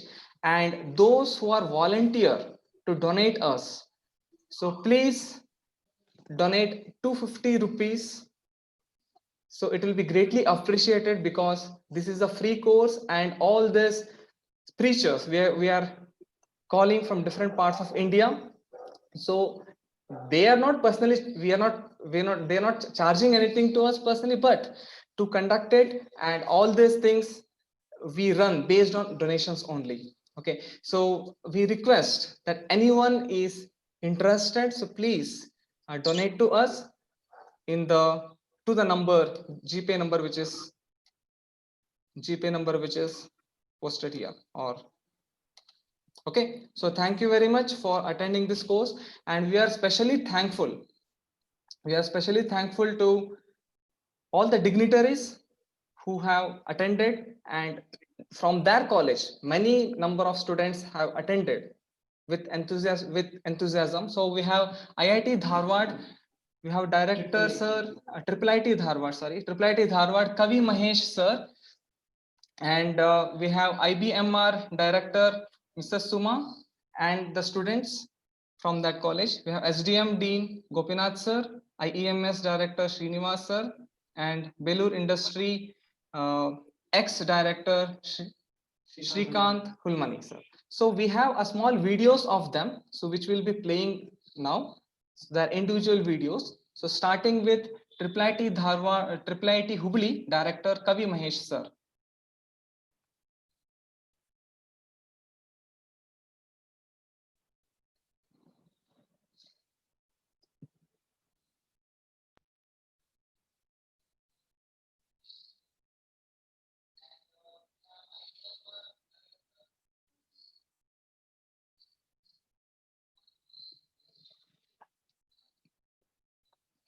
Namaste. I'm very glad that all of you have participated in this wonderful lecture arranged by ISKCON. I'm sure you have thoroughly enjoyed the talk, and I know the speaker is one fantastic speaker, and he must have really told you about how to handle the present situation and what is this secret password for happiness. Essentially the point is how do we stay positive in this current scenario that the whole world is going through. We are not able to go through our normal lives. We are not in our colleges and institutions, yet we need to stay positive and work constructively and keep our mind engaged. I'm just reminded of one of our Upanishads, where there is an entire chapter on happiness. It's called Anandavalli, and it gives a definition for happiness, or a unit for happiness. And it says, a young person, a yuva, who is ashishta, drudishta and balishta. It is one who is, all his desires and goals and needs are already met. He has enough land, enough money, and then he or she also, has accomplished whatever they wanted to accomplish. And you might think, wow, such a person must in fact be really happy. That must be the definition of ultimate happiness. But in fact, they define that as the basic unit of happiness for an ordinary man, right? For a manusha. And then that Upanishad goes on talking about how you can multiply that by 100 times, and then another time by 100 times, and goes on for 20 times. So they raise it to 10 to the power of 20. That is 1 followed by 20 zeros, right? So you can remember that 1 lakh is 5 zeros and 1 crore is 7 zeros only.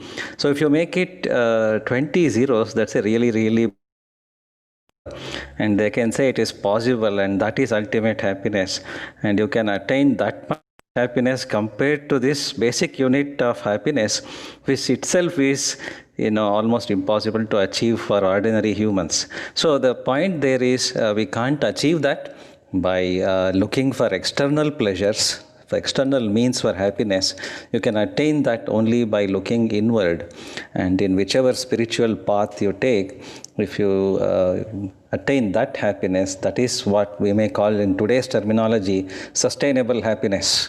So maybe this password to the happiness, if you want to get that secret password to sustainable happiness, you need to look inward and not seek external pleasures only, right?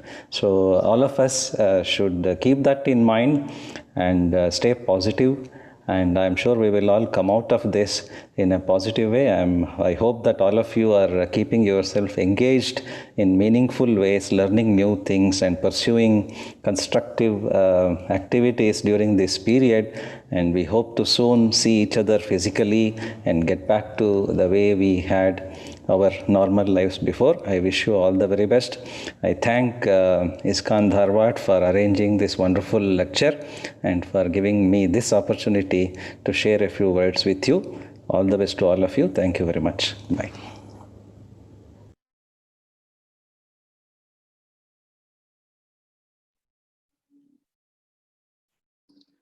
We are very grateful to IIIT Hubli Director Kavi Mahesh Sir, Mr. Kavi Mahesh Sir, for enlightening us, for giving positive hope in this situation. Thank you very much.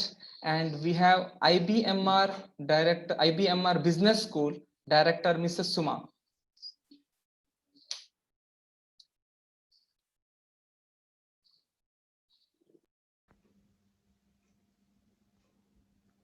ಎಲ್ಲರಿಗೂ ನಮಸ್ಕಾರ.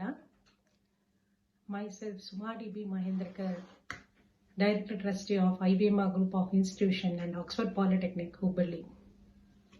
Today is the auspicious day for all of us because God has given the opportunity to experience the Bhagavad Gita through ISKCON Association. God has sent to us by the ISKCON to know more about the Bhagavad Gita. Dear participants, we know Bhagavad Gita. We know what is Bhagavad Gita, what is the importance of Bhagavad Gita.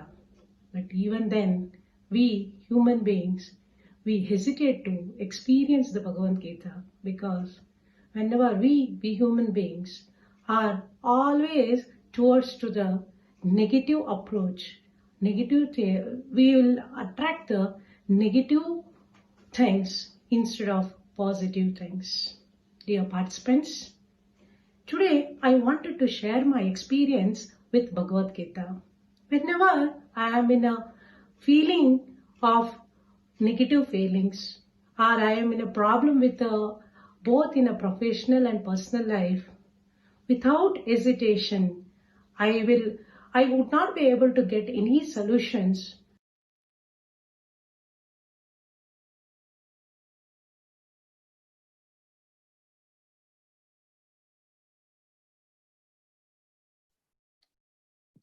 So thank you very much, Mrs. Suma Madam. So IBMR Business School Director, thank you for your appreciation. And now we have SDM University Dean, Mr. Gopinath Sir, to address us.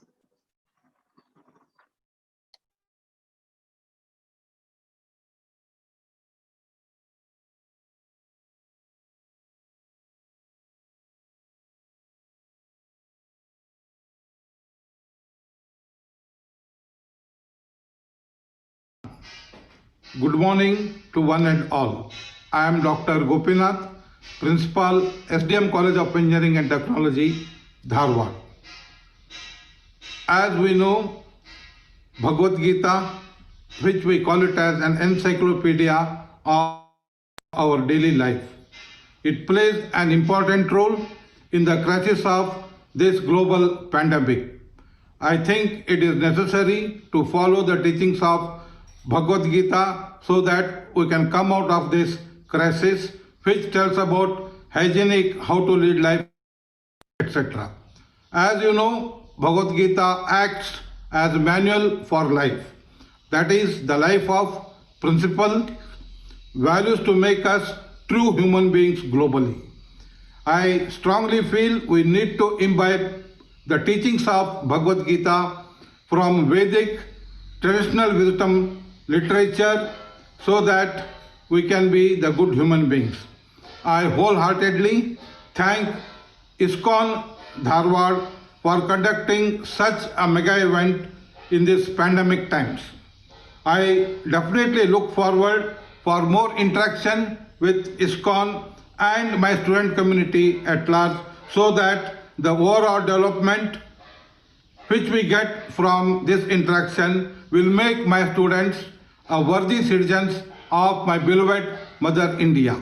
Thank you one and all, and I wish this mega event a grand success. We are very grateful to Dr. Gopinath sir. So he is SDM University Dean. So we are very grateful for your appreciation. And next we have IEMS Business School Director, Mr. Srinivas sir.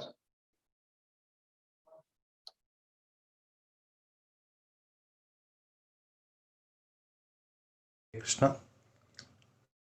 Dr. Srinivas R. Patil, Director, IEMS School Hubli.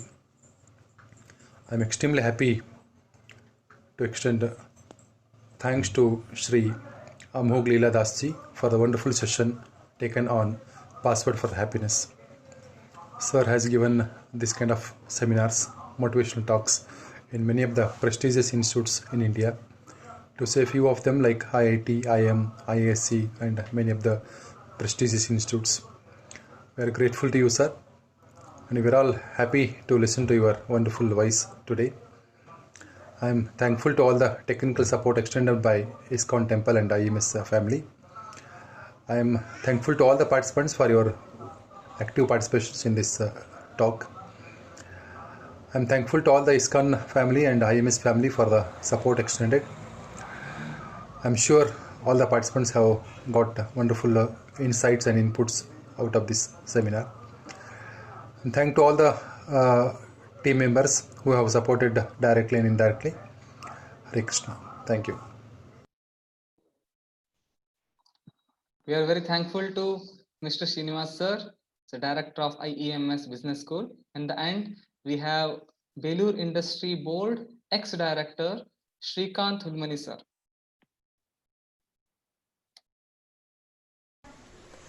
I'm Mr. Shrikant Hulmani, running a plastic packaging material manufacturing industry in Belur industrial area, and I'm a past former president of Belur Industries Association and run the association for last 15 years, and I have been a devotee of ISKCON Dharwad last more than 2 years, and I'm enjoying the spiritual knowledge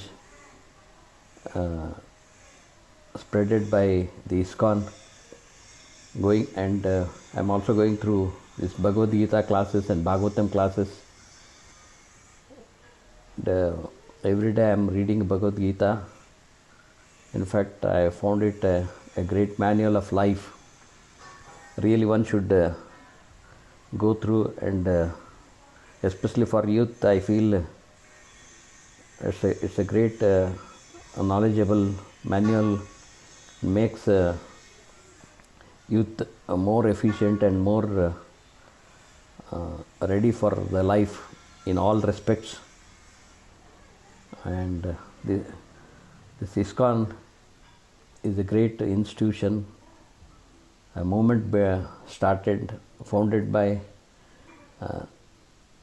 His Divine Grace A.C. Bhaktivedanta Prabhuji. It has spreaded throughout the world.